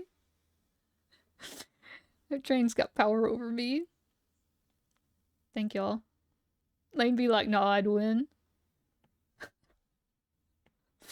Y'all are doing too much, y'all. Thank y'all so much. It's crazy. Thank you. Thank you.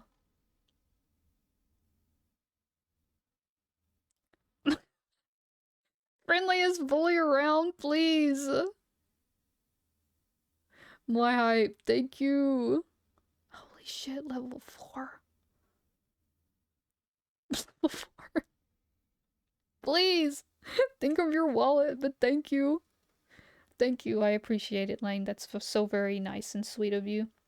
It is so little brother-like, too, to, like, bully you. And then turn around and be nice. And broke loose. Holy crap, y'all think you... For the gifted subs, Bex, thank you. Thank you, Bex, for the gifted subs. I appreciate it, Tyrion. Thank you so much for the gifted subs. What the fuck? What the fuck? Dang!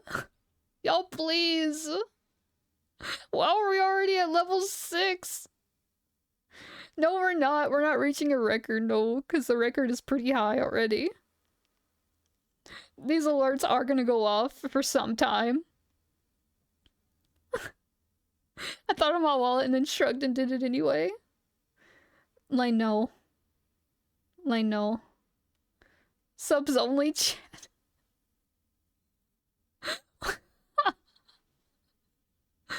Thank you so much, Lane, for the gifted subs. Holy crap. I think donation sounds should have sound alerts. Oh my god. What is the record? I don't even remember, to be honest. Was it a level 8? I think it was level 7 or 8. I don't remember. Oh my god. Please calm down. No. No, no, no, no. Oh my god. Was it level 8? Middle of 8 is record. Yeah, I don't remember. I do know it was somewhere around 8. Oh, this is... It says it up here. Beat About to beat your last record. Keep up the support. No, don't. You really don't have to. I promise. Oh, how are y'all finding that? Does it say?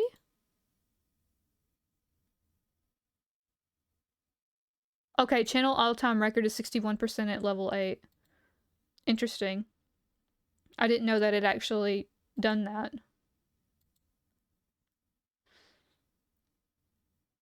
Holy shit. No. Y'all don't have to do this. Oh my god.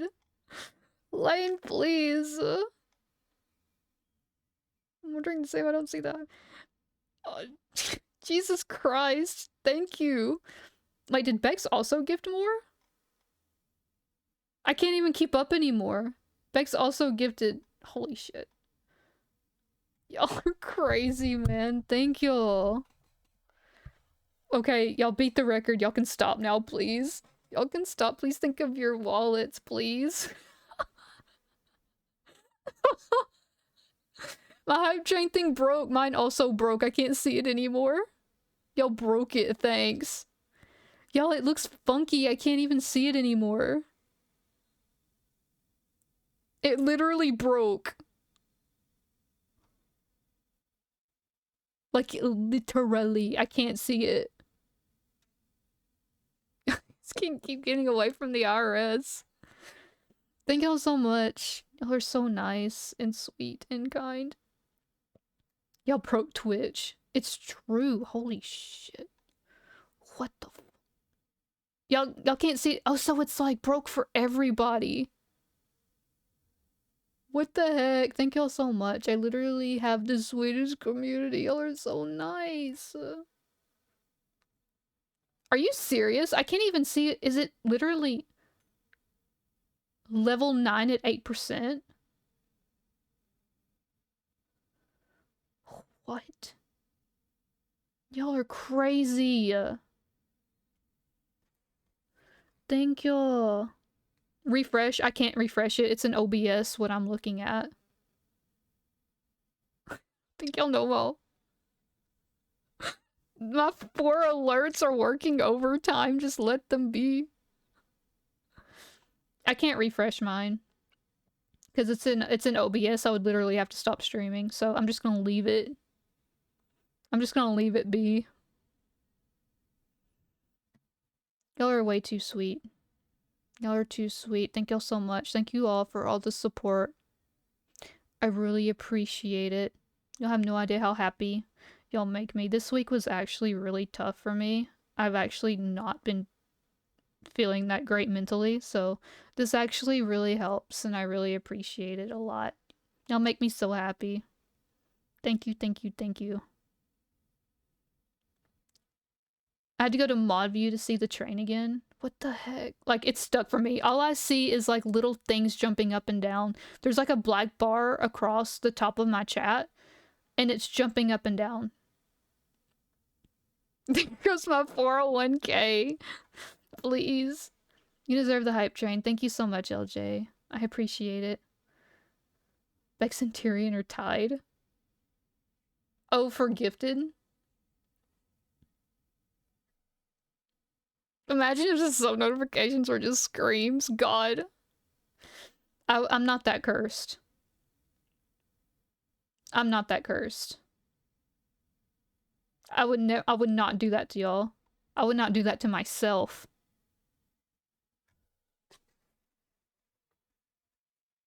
Oh.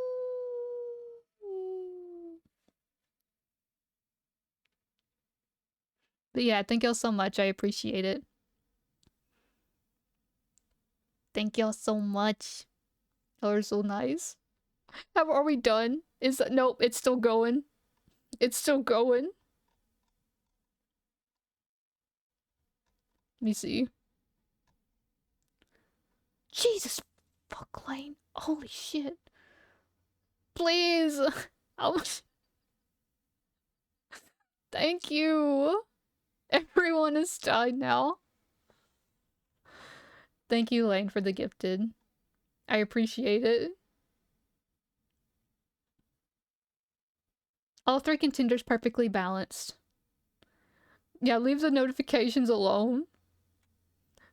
They're trying their best. Of course, Light had to do one more.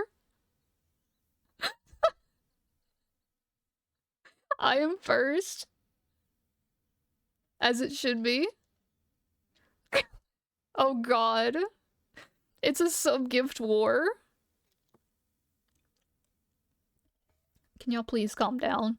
I want y'all to be responsible here. All joking aside, please be responsible. You'll make me nervous.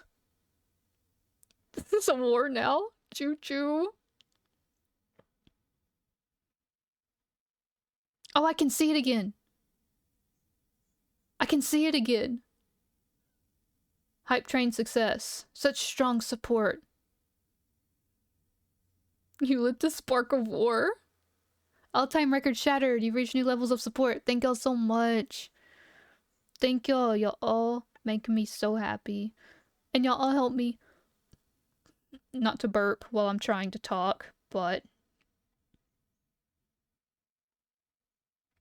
y'all really do help me with streaming and everything. Y'all give me so much confidence and courage to be able to keep going. Thank y'all so much.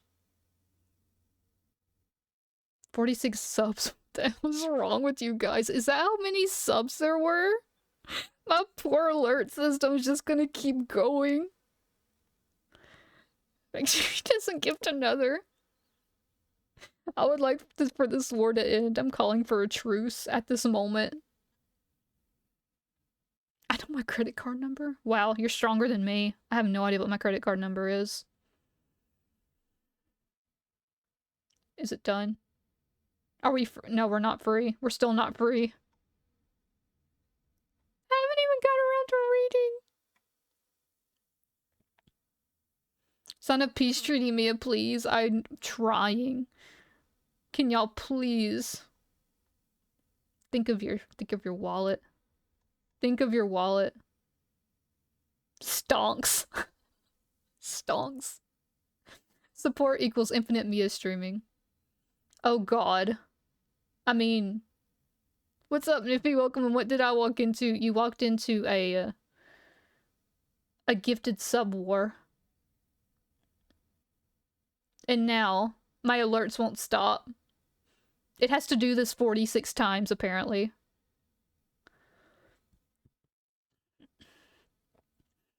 Stream has been 1 hour spooky Japan stories and 1 hour of hype train. Next big hype train is a subathon. I don't know what to tell you. I don't know what to tell you about a subathon. I really, really don't know that I could survive it.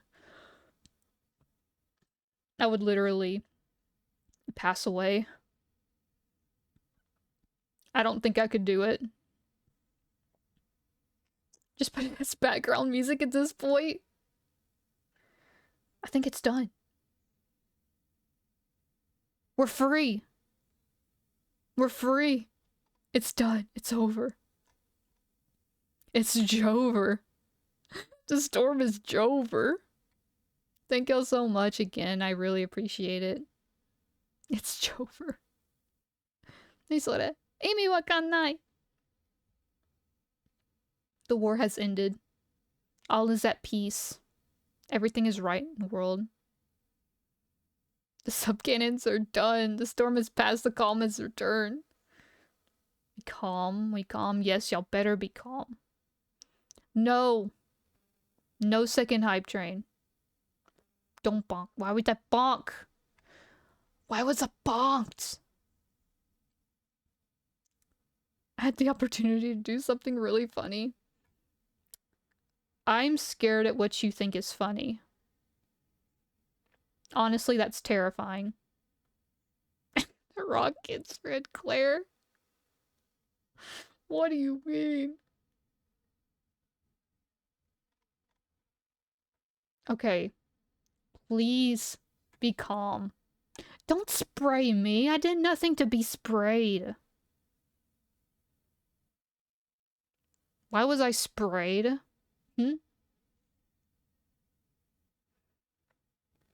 The war is not over, it's just a truce. I have a feeling that you are really correct in that statement.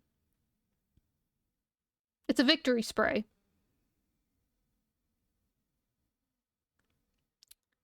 I don't think so. Getting sprayed with a water bottle doesn't sound very victorious. Just get ready for another round. Till next time, boys. Yeah, no more. No more. Y'all are done for this evening.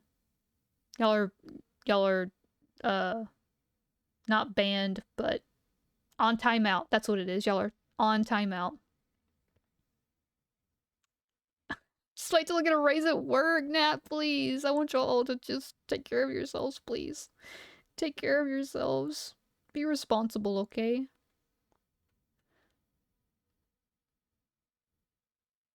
Finish like men going to the PPP lobby.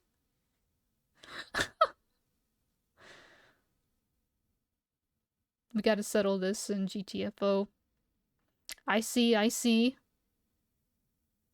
The victor will emerge. Matt will carry the raid flag next time.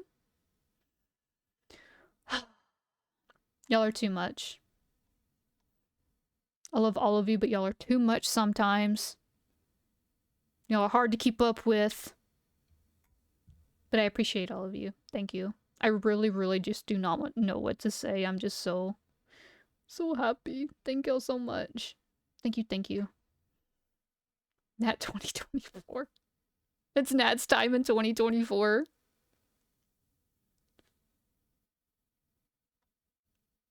Can't wait to get a call from my bank, Jesus Christ. Please. I hope not. I hope that you were joking. Alright. Now, we're going to continue reading the very first SCP, okay? Because I've not even read the first chapter, or the first paragraph, I don't think. I've read... Okay, let's just start over, okay? We're just gonna start over. Just file a bankruptcy. Okay, we're gonna read the first paragraph again. I mean, I think we girls are the only... You know what, Pika? I think that is true and correct. So we gotta stick together, okay? Us girls gotta stick together. We gotta stick together to survive the insanity. Super Saiyan? Super Saiyan? Oh my god. Okay, so, beginning again. Item SCP-173 is to be kept in a locked container at all times. When personnel must enter SCP-173's container, no fewer than 3 may enter at any time, and the door is to be relocked behind them. Girl Squad, that's right. That's right, Girl Squad. At all times, 2 persons must maintain direct eye contact with SCP-173 until all personnel have vacated and relocked the container. Description. Moved to Site 1993. Origin is as of yet unknown. It is constructed from concrete and rebar with traces of Krylon brand spray paint. SCP-173 is animate and extremely hostile. The object cannot move while within a direct line of sight. Line of sight must not be broken at any time with SCP-173. Holy shit. Yo, this is Coilhead, isn't it? This is the Coilhead. Personnel assigned to enter container are instructed to alert one another before blinking. Object is reported to attack by snapping the neck at the base of the skull or by strangulation. In the event of an attack, personnel are to observe Class 4 hazardous object containment procedures. Personnel report sounds of scraping stone originating from within the container when no one is present inside. This is considered normal, and any change in this behavior should be reported to the acting HMCL supervisor on duty. The reddish-brown substance on the floor is a combination of feces and blood. Origin of these materials is unknown. The enclosure must be cleaned on a bi-weekly basis. What? This is just the Coilhead. What?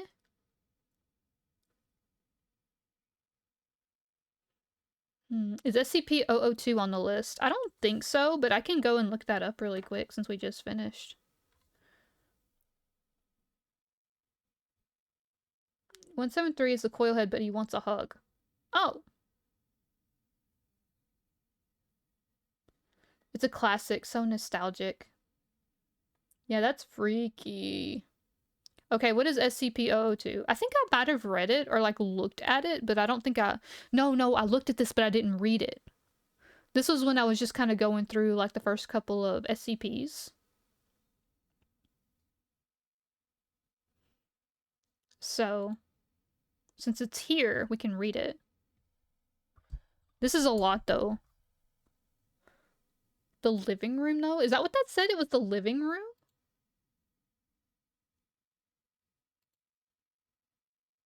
The living room?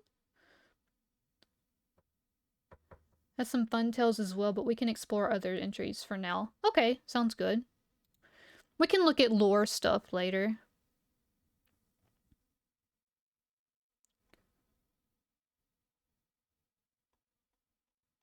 Oh. Okay, so SCP-002 is a Euclid. SCP-002 is to remain connected to a suitable power supply at all times, to keep it in what appears to be a recharging mode.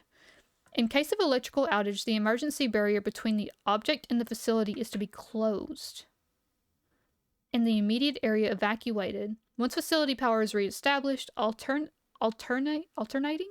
bursts of X-ray and ultraviolet light must strobe the area until SCP-002 is reaffixed to the power supply and returned to recharging mode. Containment area is to be kept at negative air pressure at all times. 002 is a meaty SCP read. I see.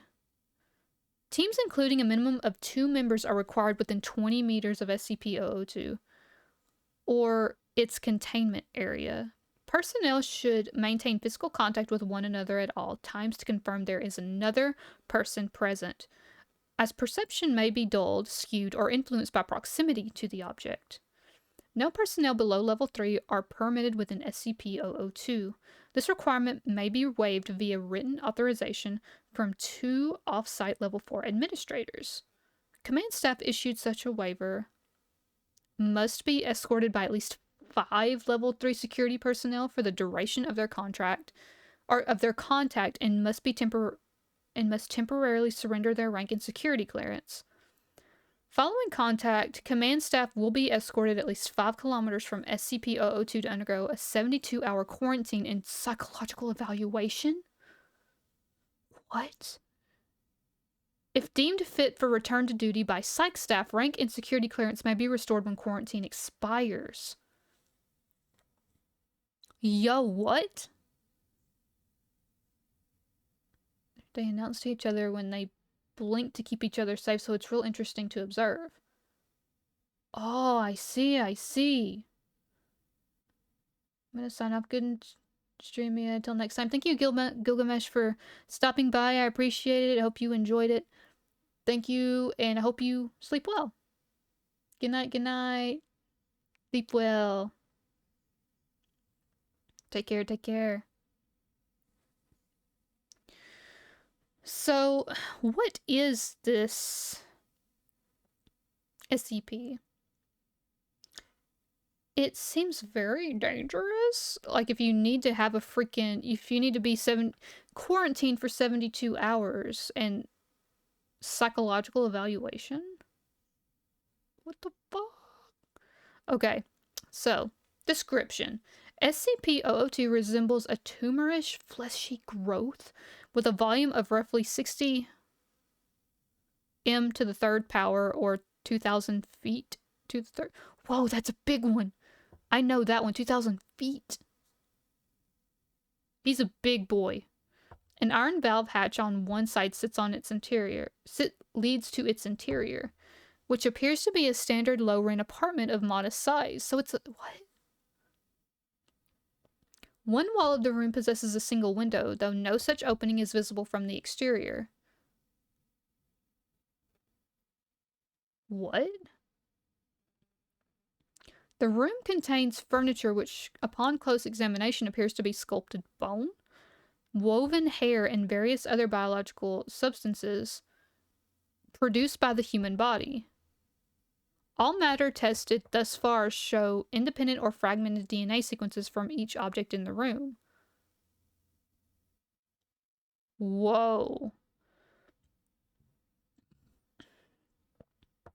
Refer to the Mulhausen report for details related to object's discovery. To date, subject has been responsible for the disappearance of 7 personnel. It has also, in its time at the facility, further furnished itself with 2 lamps, a throw rug, a television, a radio, a beanbag, 3 books in an unknown language, 4 children's toys, and a small potted plant. Tests with a variety of lab animals, including higher primates, have failed to provoke a response in SCP-002. Cadavers as well failed to produce any effect. Whatever process the subject uses to convert organic matter into furnishings is apparently only facilitated by the introduction of living humans. So, if it comes into contact with a human and quote-unquote eats them, it produces a new piece of furniture. Is that correct?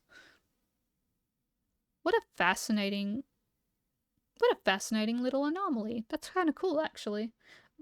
I mean, I don't want anything to do with it. Let's read this Mulhausen report. The following is a brief report detailing the discovery of SCP-002. Subject was discovered in a small crater in northern Portugal where it struck the Earth from orbit. Encased in a shell of thick rock and fleshy exterior of the object was exposed by the impact. A native farmer happened upon the site and reported his findings to the village elder. Subject gained SCP attention when a level 4 agent posted in the area detected a small radioactive anomaly generated by the object. A collection squad of SCP security personnel led by General Mulhausen was immediately dispatched to the area where they quickly secured the subject in a large container and performed initial testing and subjects recruited from the nearby village. 3 men individually sent into the structure subsequently disappeared. Upon discovering this deadly property of the subject, General Mulhausen issued a Level 4A termination order of any witnesses, roughly a third of the village, to ensure no outside knowledge of the object, initiated its support to SCP facility. Data expunged. Holy shit. He killed him? A termination? He freaking ordered them to be killed? Whoa. During preparation for transport, 4 SCP security personnel were inexplicably drawn inside the object where they, too, immediately disappeared. Following inspection, it appeared as if the object had grown several new furnishings and was beginning to look like the interior of an apartment room. General Mulhausen immediately ordered the requisition of several Class 3 hazmat suits for the remaining security team members, who proceeded to lift a container onto a waiting freight ship for transport to the SCP containment facility. Data expunged. Data expunged. Following the termination of General Mulhausen, SCP-002 was resecured by SCP staff and brought into special containment and classified, where it currently resides. Staff with clearance below Level 3 have been denied access to the SCP-002 container without prior approval of at least 2 Level 4 staff after the Mulhausen incident. Whoa. That is crazy. So that's why they called it the living room. Fascinating. Does anyone else have any suggestions before I go back to the list?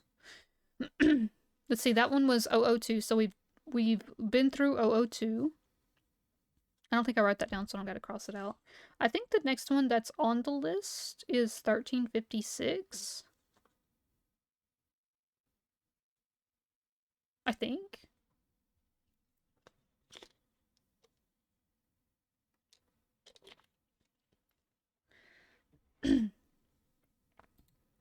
So let me see.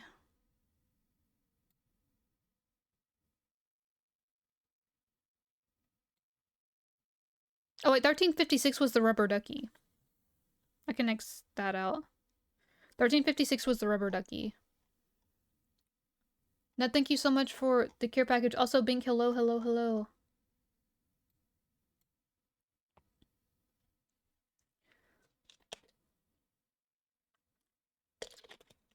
$3008? Yes, I do have that starred here. So let's look at 3008.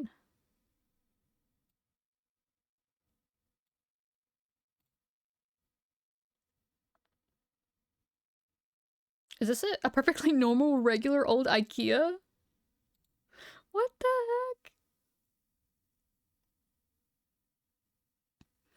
heck? No way. There's a piece of furniture from IKEA? No freaking way. Y'all, I don't know why I'm losing my voice. I think it's because of Tuesday's stream too, from talking. Y'all, I shit you not. Like, I woke up yesterday and my throat was so sore, and so was my tongue. I'm like, well, that's weird. Usually if I'm getting sick, it's just my throat that's sore.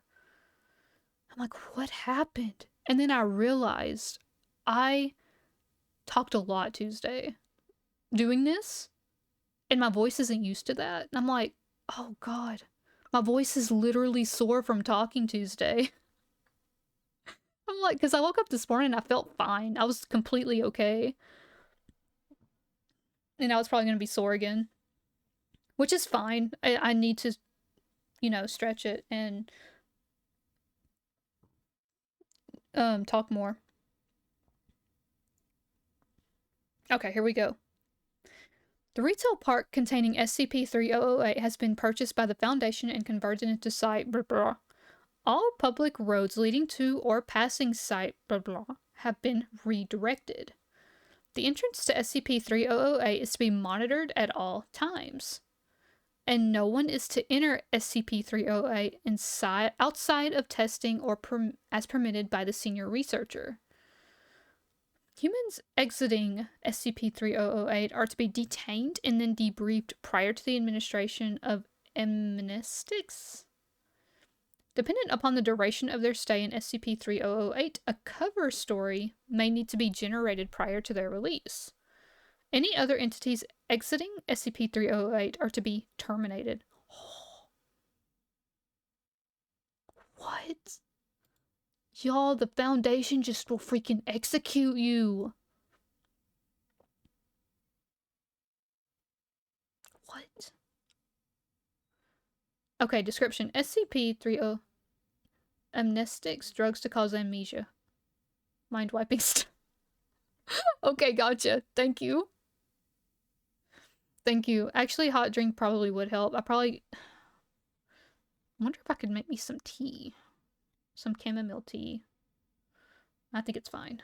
It's fine, whatever. I'll just keep drinking the water.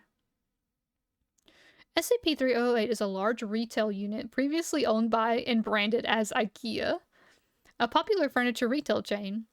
A person entering SCP-308 through the main entrance and then passing out of sight of the doors will find themselves translocated to SCP-3008-1. This displacement will typically go unnoticed, as no change will occur from the perspective of the victim. They will generally not become aware until they try to return to the entrance. SCP-3008-1 is a space resembling the inside of an IKEA furniture store, extending far beyond the limits of what could physically be contained within the dimensions of the retail unit. Current measurements indicate an area of at least 10 kilometers to the second power, with no visible external terminators detected in any direction. Inconclusive results from the use of laser rangefinders has led to the speculation that the space may be infinite. Whoa. SCP-3081 is inhabited by an unknown number of civilians trapped within prior to the containment. Gathered data suggests they have formed a rudimentary civilization within SCP-3081, including the construction of settlements and fortifications for the purpose of defending against SCP-3082. What? SCP-3082 are humanoid entities that exist within SCP-3081. While superficially resembling humans, they possess exaggerated and inconsistent bodily proportions, often described as being too short or too tall. They possess no facial features and in all observed cases wear a yellow shirt and blue trousers. What? Consistent with the IKEA employee uniform? So what? There's IKEA employee SCPs? What the fuck? That's hilarious. SCP-3081 has a rudimentary day and night cycle, determined by the overhead lighting within the space.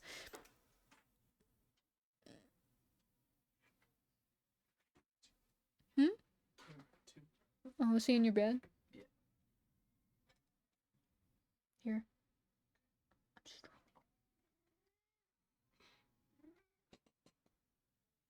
Come here. Okay. Shut the door. Sorry, my brother. He came and brought me the cat. The cat was on his bed, apparently. Okay, I now have a cat. Oh my goodness, oh my goodness. Tim was so angry this evening because Little Man was outside, and we don't like Little Man still. We still don't like Little Man, do we? We're still not a big fan, but it's okay. I'm gonna try and get y'all acquainted better. We're trying our best. Okay, where was I? Okay. Activating and deactivating at times consistent with the opening and closing times of the original retail store. During the night, instances of SCP-3082 will become violent towards all other life forms within SCP-3081. During these bouts of violence, they have been heard to vocalize phrases in English that are typical variations of "the store is now closed, please exit the building." Once day begins, SCP-3082 instances immediately become passive and begin moving throughout SCP-3081, seemingly at random. They are unresponsive to questioning or other verbal cues in this state, though will react violently if attacked. Big kitty passing through you, shirt to bears. Can you say hello? Can you say hello or no? You gonna be shy?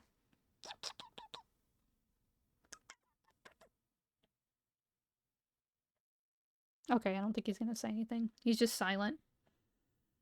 Old man, old man. Him is your old man, but that's okay. Okay, SCP-3081 is known to have one or more exits.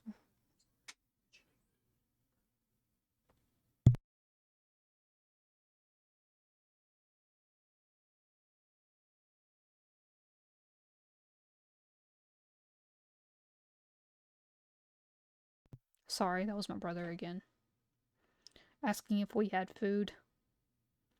Okay, I continue. Is known to have one or more exits located within... Though these exits do not appear to have a fixed position, making it difficult to leave SCP-3081 once inside. Using any other door besides the main entrance to enter the structure or breaking through the walls of the retail unit leads into the non-anomalous interior of the original store. Since containment began, 14 individuals have managed to exit SCP-3008. Following extensive debriefing, all individuals have been administered amnestics and released. So that means that basically they freaking flashbanged them, like they do in Men in Black, just freaking wipe their memories. Okay, Incident 30081 at 0037 at 2000 and blah.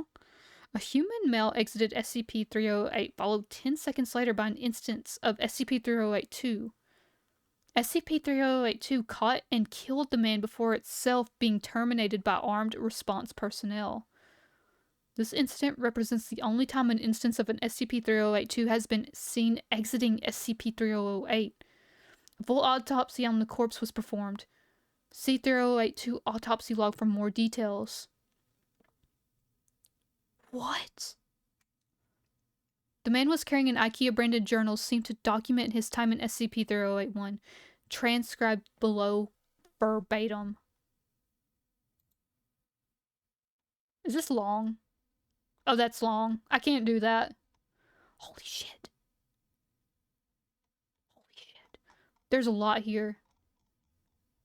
I can't read all that, but I would be very interested to go back and read all that later.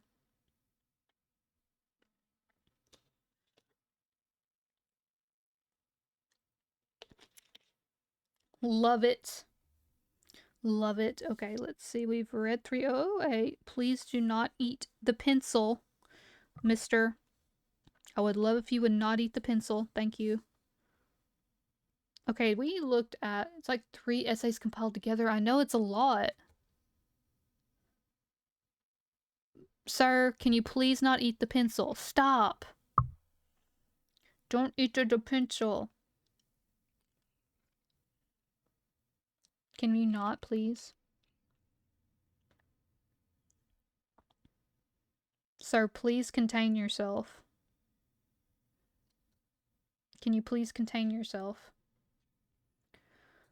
Going on infinite IKEA with fortified settlements and stuff. Yo, I need to read more about this. I want there to be lore. Like, I'm sure there's lore about it, but I want to read it, man. I want to read it.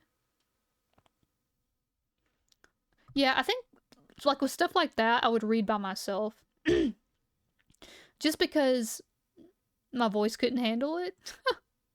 It's a lot of reading. It's a lot of reading. Yeah, this is a complete scroll. Too long.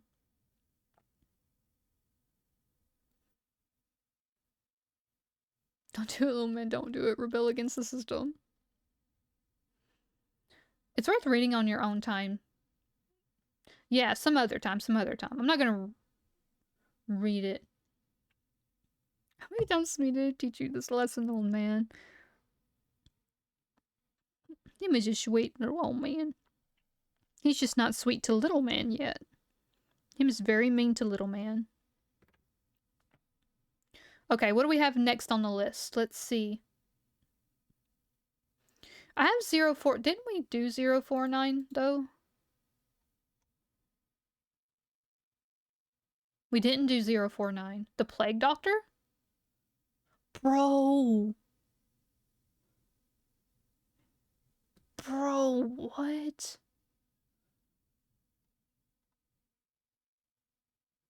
No way! There's one that looks like the Plague Doctor.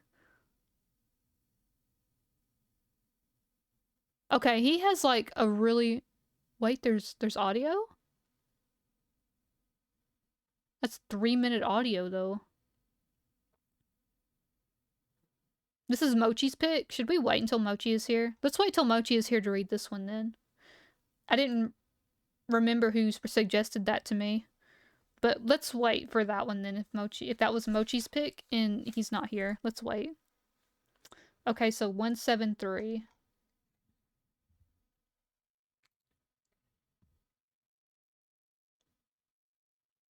.049 is my favorite?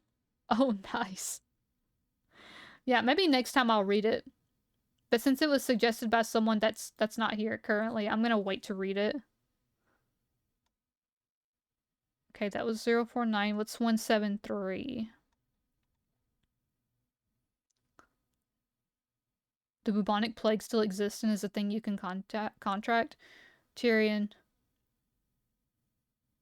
I don't want that to be the case. I don't want to catch the bubonic plague, and I don't want there to ever be a, Wait, did I read this? Oh, wait, I did... Okay, I can cross that out. 173 was the original SCP. I don't want to think about... I'm already, like, super, super anxious about diseases and stuff. So... That's gonna give me more anxiety if you tell me that. Do y'all hear this? My cat is, like, rubbing his face up against the microphone. Can y'all hear that?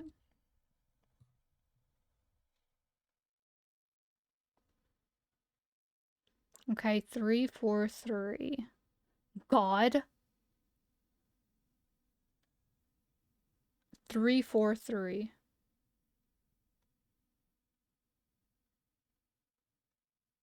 Oh, he's safe. This is a good boy?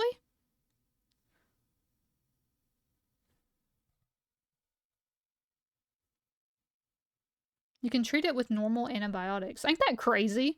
How it wiped out, like, freaking almost all of mankind, and, like, now you can treat it with just normal antibiotics. That's wild to me.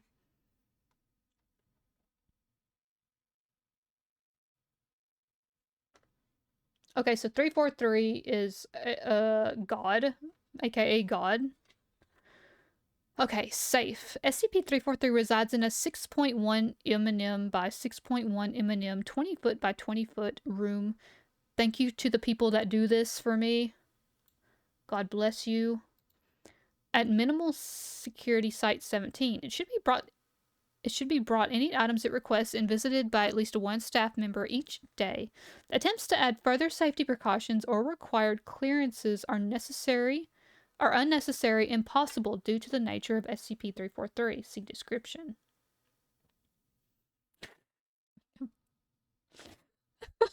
Ever since Close said that, I that's how I say it, Eminem.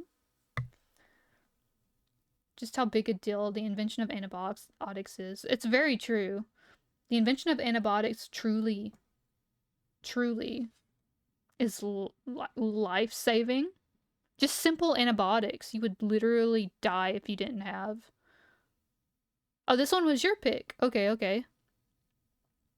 So SCP-343 is a male, seemingly raceless, humanoid in appearance with an apparent omnipotence. SCP-343 was discovered walking the streets of Prague and detained after a staff member witnessed him disappear from the streets and reappear on a rooftop. Whoa. SCP-343 is detained willingly in his chamber.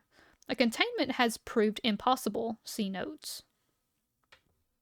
Whoa, so he just, like, stays there of his free will? SCP-343 colloquially nicknamed God by the staff here looks like an older man, although his features are different to each observer. In my first talk with him, he claimed outright to be the creator of the universe. When I asked him to prove this, he laughed, walked through the wall of the chamber, and returned seconds later with a hamburger in his hand. My dude. When I returned for a second visit, the previous bare cell had been furnished in upscale Old English style, complete with a roaring fireplace, and seemed many times larger than it did from the exterior. SCP-343 greatly enjoys speaking with people and seems to have a knowledge of all topics. Visiting with SCP-343 has become a daily event for many of the staff here, and all employees report feeling generally happier after each visit. Attempts to bar staff below Level 3 clearance have proven unsuccessful. As guards assigned to watch the room quit their posts, y'all, my cat just tried to, like, stretch and, like, pretty much keyboard pounded. Can you not do that? Can you, like, behave? You've done nothing but wreak havoc since you've been in here. Be a good boy. Okay. Where was I? Attempts to bar staff below Level 3 clearance have proven unsuccessful, as guards assigned to watch the room quit their posts, saying, "You know he likes company," or shrugging when questioned. Since SCP-343 has thus far been harmless, all staff have been allowed access, and somehow they all have time to meet with him for as long as they need. For now, I leave this report open as further questioning of SCP-343 is ongoing. Dr. Beck. Good kitty disbehave. No, that is the mayor's. It is. He's so cute, isn't he? Old man. Yes, that is exactly him right now. Prague is the capital and the largest city of the Czech Republic, pronounced Prague. Oh, thank you, Tyrion.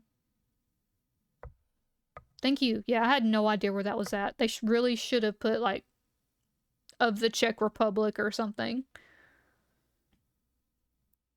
Because people are not going to know where that's at. Okay, let's read what the addendum says. In regards to documents 3431A, there are no relevant records available or seemingly in existence. And similarly, all records of Dr. blah blah blah blah blah blah blah blah blah blah blah ever working with SCP-343 or Dr. Beck are missing and presumed non-existent. All staff questions about the document convey ignorance of document 3431A and claim not to have met Dr. blah blah blah blah blah blah blah blah in a related manner. Senior Officer Dr. Beck has requested a higher staff rotation to increase morale in worse-off sections. This is a very odd request and was the subject of further investigation. Other localized anomalies such as better health, greater job satisfaction, and lower fatalities in this section have led to the request being granted. This subject is now closed on orders of 05 Bra. With an incredible rich history, it's a major cultural, political, and economical hub of Central Europe. Also relevant to us, haunted as hell. Get out. As all get out. Nice. I didn't know that. It's kind of cool. I didn't know that. That's pretty cool. Data recovered on from routine check of Dr. Network's drive. Okay, data lost. As of data expunged, visitors of SCP-343 are to be questioned as to their intent and converse. Data lost. Questions pertaining to other SCP are to be put forth. Oh! They were asking questions about other SCP. Data lost. Apparently my orders have gone missing. This is the last straw. Data lost. All my reports and requests to higher-ups have gone unnoticed. I will confront SCP-343 tomorrow. Signed, Dr. blah blah blah blah blah blah blah. It's a great scientist. It's what it seems like.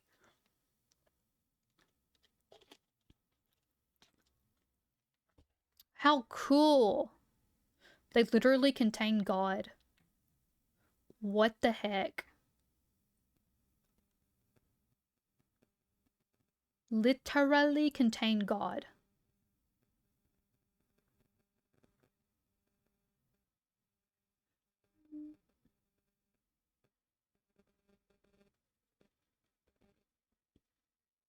Sorry, I was petting the boy here. Can you, like, get in your bed really quick, though? That would be great. You wanna get in your bed? Be a good boy. Be a good boy. He's a good boy. Yo, I'm literally losing my voice. Holy crap. My voice is like, please. Okay, so out of everyone's suggestions, I think we have... we have 3 more?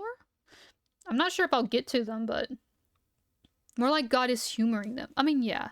They don't contain God. God is just there. Which I think is freaking hilarious.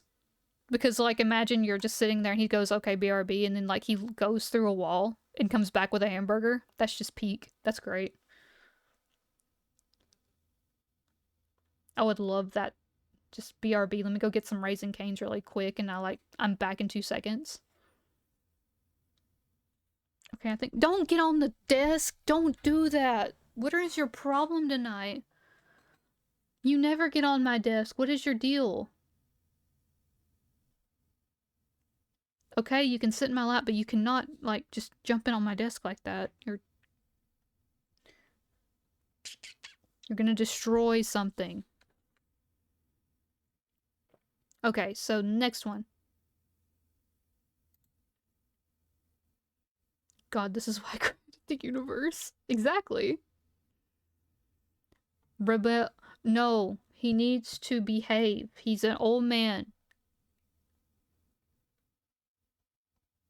He's an old man. He needs to listen to me.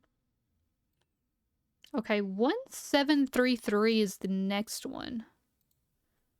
Season opener? What? What is this one they all have me looking at? Oh, that's a lot of words. The DVR containing SCP-1733 is to be kept in a secure video archive at site blah blah. Playback of SCP-1733 is strictly forbidden unless required for research. Personnel must contact Dr. Geller for permission to study SCP-1733. Ooh. Who suggested this one? It's like a DVR? SCP-1733 is a digital recording of the 2010-2011 NBA season opening game played at the TD Garden in Boston, Massachusetts on October 12th. Yo, that's my birthday. That's on my birthday. What? Okay. October 26, 2010. Between the Boston Celtics and Miami Heat. Agents monitoring social networking sites were alerted to SCP-1733 when Boston native complained in a Facebook thread on 10/27 about a technical foul in the third quarter involving players Ray Allen and Chris Bosh that never occurred in the original broadcast. The SCP confirmed? I mean, maybe. I want to be an SCP really bad. I want to be put in the SCP universe somehow. Okay, when confronted, uploaded the relevant segments, much to the confusion of his derogators. Foundation agents embedded the Facebook moderator team, deleted the thread, and procured the IP address of all individuals present at the chat at this time to locate and administer Class A amnestics. What? They wiped their memory? The Motorola brand DVR containing SCP-1733 was recovered for study. You don't want to be in this one? Oh my goodness, oh my goodness. Hey, stop it, stop. He's trying to, like, knock my headphones off now. What is his deal? Stop it. Stop. Okay. Okay, can you, like, go? Can you lie down now, please? Please be a good boy. Okay. Study of the footage has since revealed the nature of the recording's anomalous properties. Although initially diverging from the original broadcast only negligibly? Lane, thank you for the head pat. Thank you. You did, thank you. Although initially, don't get in there. Oh my freaking god, what is your problem? Jesus Christ. Oh. Only negligibly, such as quarter point totals and occurrences of fouls, SCP-1733 has begun to markedly digress from the content of its earlier playbacks. Recorded entities have been observed to retain memory of previous playings, and as such have developed a burgeoning awareness of their existence. It is hypothesized that playbacks impart an unquantifiable measure of cognizance to the entities inhabiting SCP-1733, with consecutive playings greatly expanding recall of previous events. This effect is cumulative and extends to all persons in the arena. Quality of awareness has progressed from reported feelings of intense deja vu by commentator personalities Mike and Tommy to a near eidetic memory of preceding playbacks. However, to note, no entities inside SCP-1733 have ever addressed the viewer directly or shown awareness that they reside in a digital recording. This is really, like, strange. This one is, like, mind-bending, sort of. Mia, but connected to 999. Can't think of anything better. I would like that. I would like to have a connection to 999 myself. So hard to read. Even if it's pretty difficult for you. Thank you. It's starting to get difficult. Okay, eidetic memory. Perfect recall. Gotcha. Tyrion is like my dictionary over here. Okay, dude. Go be free. I don't want you anymore. Go do your thing. I've got hair all in my face. Holy crap. My cat is shedding really bad because he thinks, apparently his body thinks that it's spring because it's been so warm around here. And he's just shedding so bad. Okay, let me go out, let him out really quick.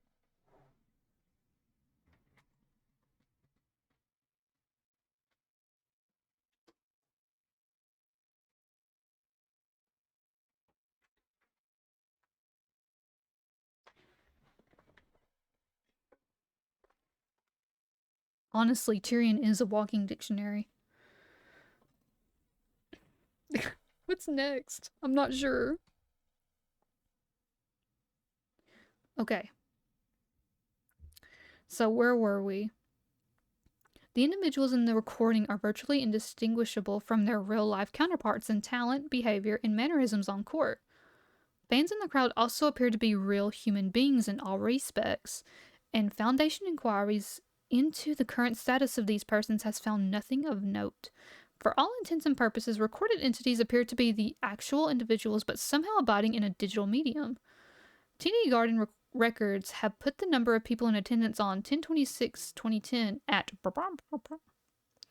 It was initially thought the purpose of SCP-1733 was to depict an infinite number of game outcomes, since players were able to modify offensive and defensive strategies during every playback.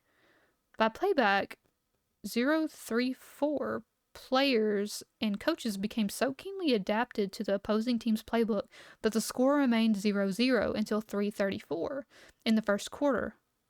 As quality of recall was still weak in early stage iterations, memory of preceding playbacks likely manifested as a vague intuition felt by players, fans, and team personnel alike, interfering with their ability to grasp the full scope of their situation.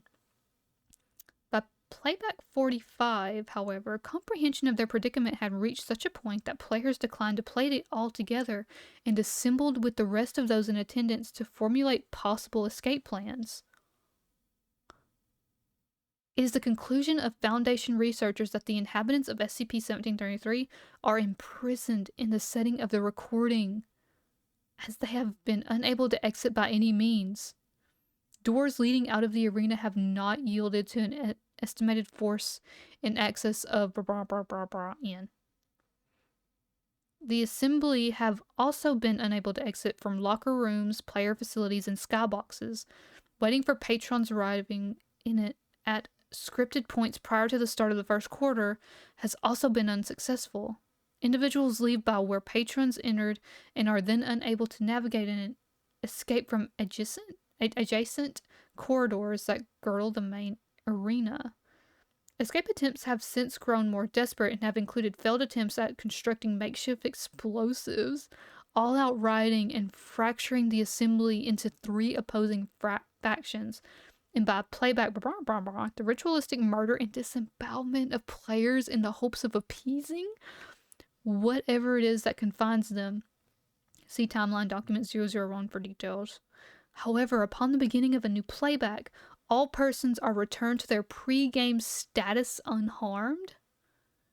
Researchers have been unable to duplicate the effects of SCP-1733 with other recordings made by the DVR, confirming the device is not the source of SCP-1733's aberrant properties. Due to the distress visited upon an inhabitant of SCP-1733, testing has been suspended indefinitely. What? That is that one's very mind-bending. Oh my god. What's the list looking like? Okay, so I think after this one we only had 049, which we're gonna do when Mochi is back. Because that one was his. Which was the doctor, the plague doctor. I'm gonna write that down. And the next one, let's see, this one was 1733. The next one was 3199. The people in the recording are self-aware and remember previous playbacks, so they're trapped in a Groundhog Day loop and going insane. Yeah, exactly. That was a lot to follow. It was a lot. But like... Okay, it's not this one. Series 4. Wait, did I read this one already?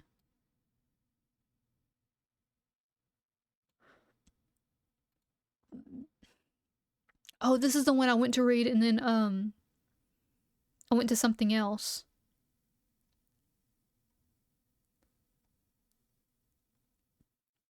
Okay, he's actually a big one.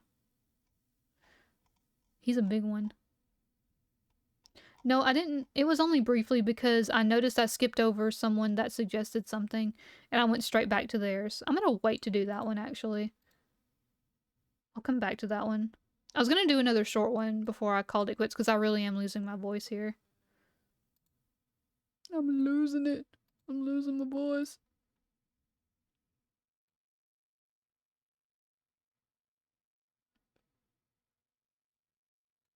Okay, 343 we done because it's God. Oh, okay, so like... Okay, so like that's it, really. Comic reading. Thank you so much. I appreciate it. The care package.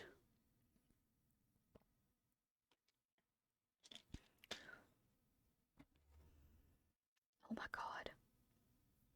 There's so many. SCP-1471 is a short one if you want to end on something. 2747. Okay, let me write those down. 1471 and 2747. Another one. I'm gonna put 3663 over here with the longer ones.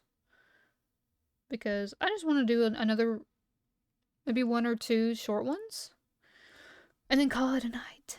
Because my throat. It's not hurting or nothing, but I can tell I'm losing my voice because I'm talking so much. My voice just isn't used to that.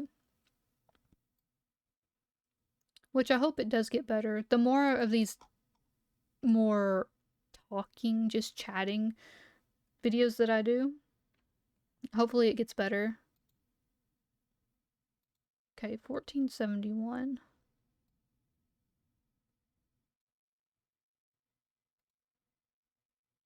Holy shit. Why does he look like that? 3812 is also interesting. What the heck?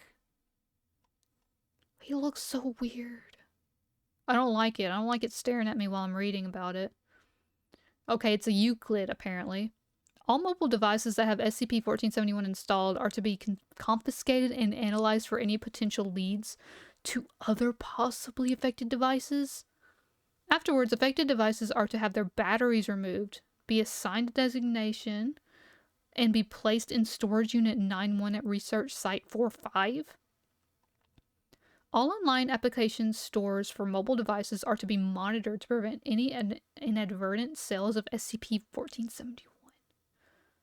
Suspected devices are to be targeted using self-uploading malware in order to disable the device until it can be seized by field agents. What the heck? SCP-1471 is a free 9.8 megabyte application for mobile devices named... Wait. Was this real? Like, is the application real? Why am I having a memory here?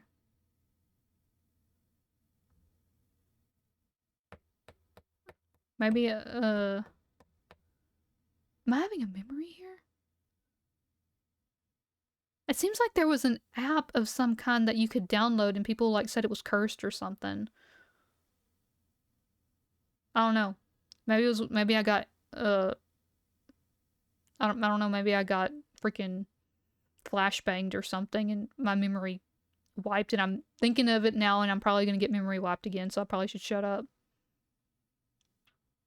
Oof. It's the vending machine. Oh, that might have been one we read last time. I had a friend suggest the vending machine they found in Yokohama, Japan. Which was pretty cool. SCP-1471 has no listed developer and is somehow able to bypass the application approval process to go directly to distribution. SCP-1471 is also able to avoid removal by other programs manager applications. There's some story like that, but I don't think it's...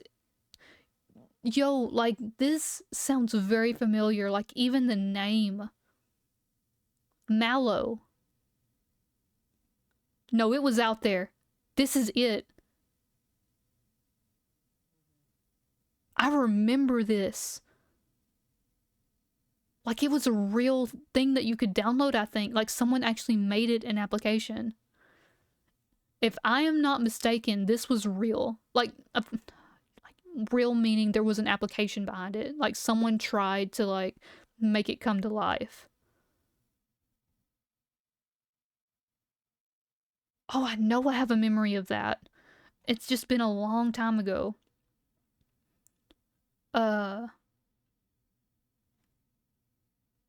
think I hear my cat. Hold on.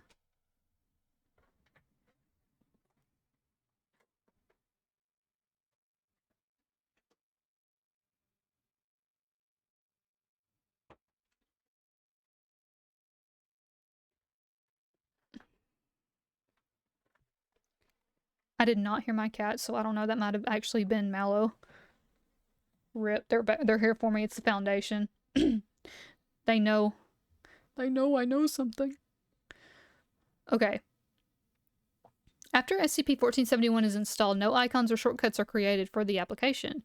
SCP-1471 will then begin to send the individual images through text messaging every 3 to 6 hours. All images will contain SCP-1471-A, either within the background or foreground. SCP-1471-A appears as a large humanoid figure with a canid-like skull and black hair. Oh, if they made it because of the SCP. I told you. I knew it. I knew there was something with this when I first read it, but when I looked it up, I didn't find anything. I swear to God, it is real. I know I remember it. It's out there. I just don't know.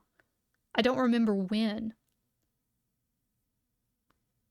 And I don't remember how I heard about it. Holy shit.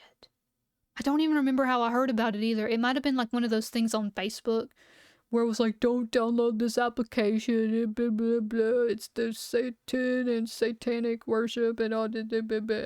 It might have even been something like that. If you download it, you'll get a demon in your room for 7 days or something stupid like that. That's probably how I heard it. That's crazy. I do remember this, though. During the first 24 hours following the installation of SCP-1471, the mobile device will receive images taken at locations commonly frequented by the individual. After 48 hours, the mobile device will receive images taken at locations that were recently... I have heard of this before, it is so real. Visited by the individual. After 72 hours, the mobile device will receive images of the individual in real time, with SCP-1471-A appearing within close proximity to the subject. This was real. I swear to God. So people were talking about this. Individuals with less than 90 hours of exposure to these continuous images will begin to briefly visualize SCP-1471-A within their peripheral vision, reflective surfaces, or a combination of the two. Continued exposure to SCP-1471 after the point will cause irreversible and sustained visualizations of SCP-471-A. Individuals at this stage have reported periodic attempts made by SCP-1471-A to visually communicate with them, but fail to understand or comprehend these actions. Currently, the only known treatment to reverse SCP-1471's effect is to eliminate the individual's visual exposure to these images prior to the 90 hours of installation. Today, no apparent hostile activity has been reported regarding SCP-1471-A. Silly demons, right? I swear to God. I remember this. I just don't remember how I learned about it. I don't remember. I wish I did, but I do not remember at all. And that's gonna bug me. But it's old.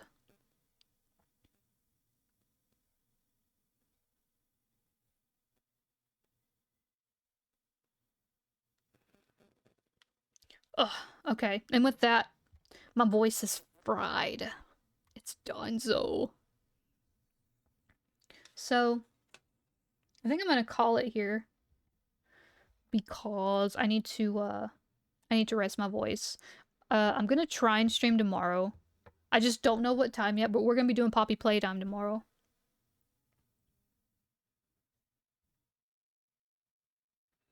Let's see here.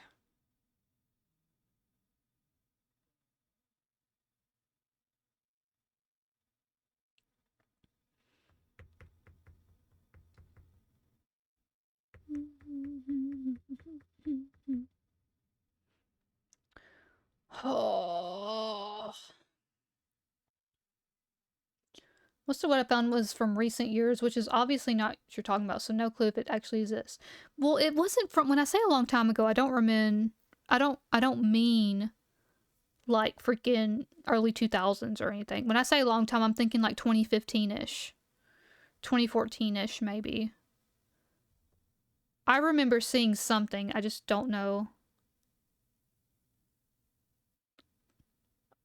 Okay. This is level 2. Archival document. Okay, reviews 0, description 4, blah, blah, blah, blah, blah. Never settle for those awkward feelings of being alone ever again. Mallow is an exciting and interactive experience that will keep you engaged and intrigued. The anxiety of social situations can be nerve-wracking, but after just a few hours of Mallow, you will soon forget all about those painful emotions of disappointment. But be part of the new craze that is quickly becoming the next social substitute. Remember, the more you participate, the more Mallow will engage with you. Your experience is completely up to you. Absolutely no ads. Enjoy. Dang. Needed Mallow for Valentine's Day, for real, for real. Needed Mallow for Valentine's Day, for real, for real. Are you freaking serious? I know it was earlier than that. I know it was a thing earlier than that. Maybe it was 2017.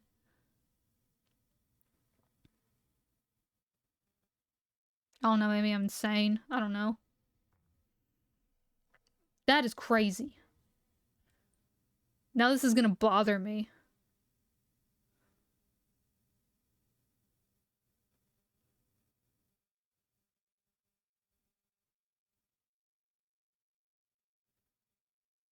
Let's see. Trying to see if I can find someone to raid here. Got a couple of siblings on. Whoops, do we want to raid? I think we're gonna raid Mizu again. She seems to be playing Diablo. If y'all are into that.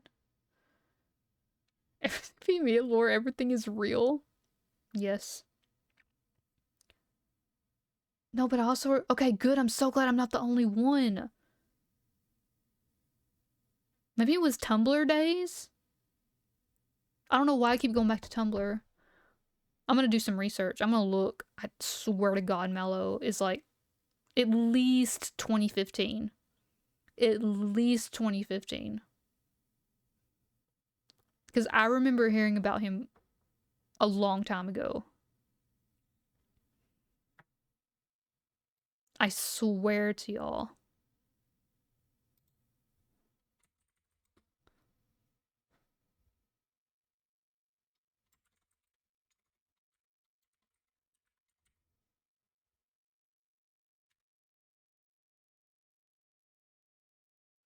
Okay, gang. I'm gonna start this right here in a second. Thank y'all all so much for being in Mandela Effect. I know! Mandela Effect for real. I've never had it hit me this bad before, though. Yeah, I don't remember the time frame either, but I swear to y'all. I swear. It was real. I don't know. I don't know. It's crazy. It's crazy. Thanks for stream, please res. I'll res my voice, don't worry. I'm probably just gonna game for a little bit until I get sleepy this evening. Thanks, Claus, for the biddies. Thank y'all, everyone, for the freaking level. What was it? Level 9 hype train? Jesus Christ, y'all are crazy. Thank y'all so much. I really appreciate it. Y'all are all so sweet. For real, this week was rough. So, I really appreciate that. It really helped cheer me up. So thank you. Reminds me you should watch the Mandela catalog. I'm gonna write that down because that sounds actually pretty cool. I have all these things over here written for me to check out.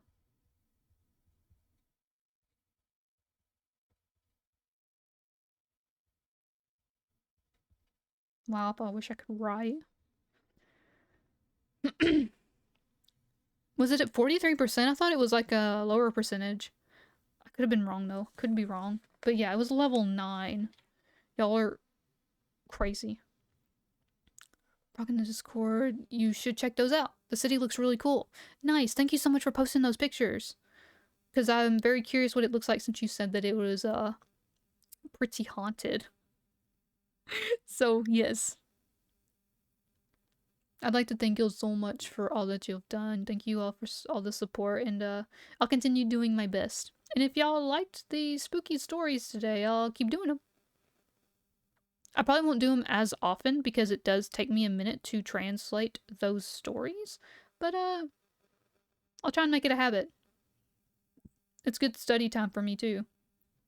I'll make it a habit. We'll probably do them every 2 or 3 weeks or so, if y'all are cool with that. And I would like to keep doing these just chatting streams some too, since y'all seem to also like these. And also, I need to stretch my voice out a little, apparently. I thought that I talked a lot already when I played games, but apparently I talk a lot more in these, obviously. My voice is like... So. Alright, gang. We're gonna raid out here. To Mizuki. It's fun just to hang and chat. Yeah, I like it too. It's always fun to hang and chat. Fun to get cozy. Fun to get cozy and just chill and talk to y'all. I like that too. You know, maybe someday we can just do chatting. Like, we can just sit here and talk. We don't even necessarily have to be doing anything. We can just chill. We can just chill. This does dry after like a sentence. I know it sucks, man. It sucks. But I think it's one of those things your voice stretches anyway. Like, it's a muscle. So the more you use it, the more I guess stronger it becomes. So I definitely want to work on that.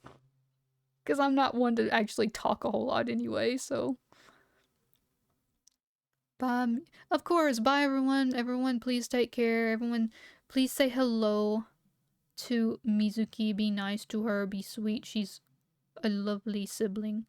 So, and I'll see you all tomorrow sometime. Good night, everyone. Sweet dreams. See y'all later.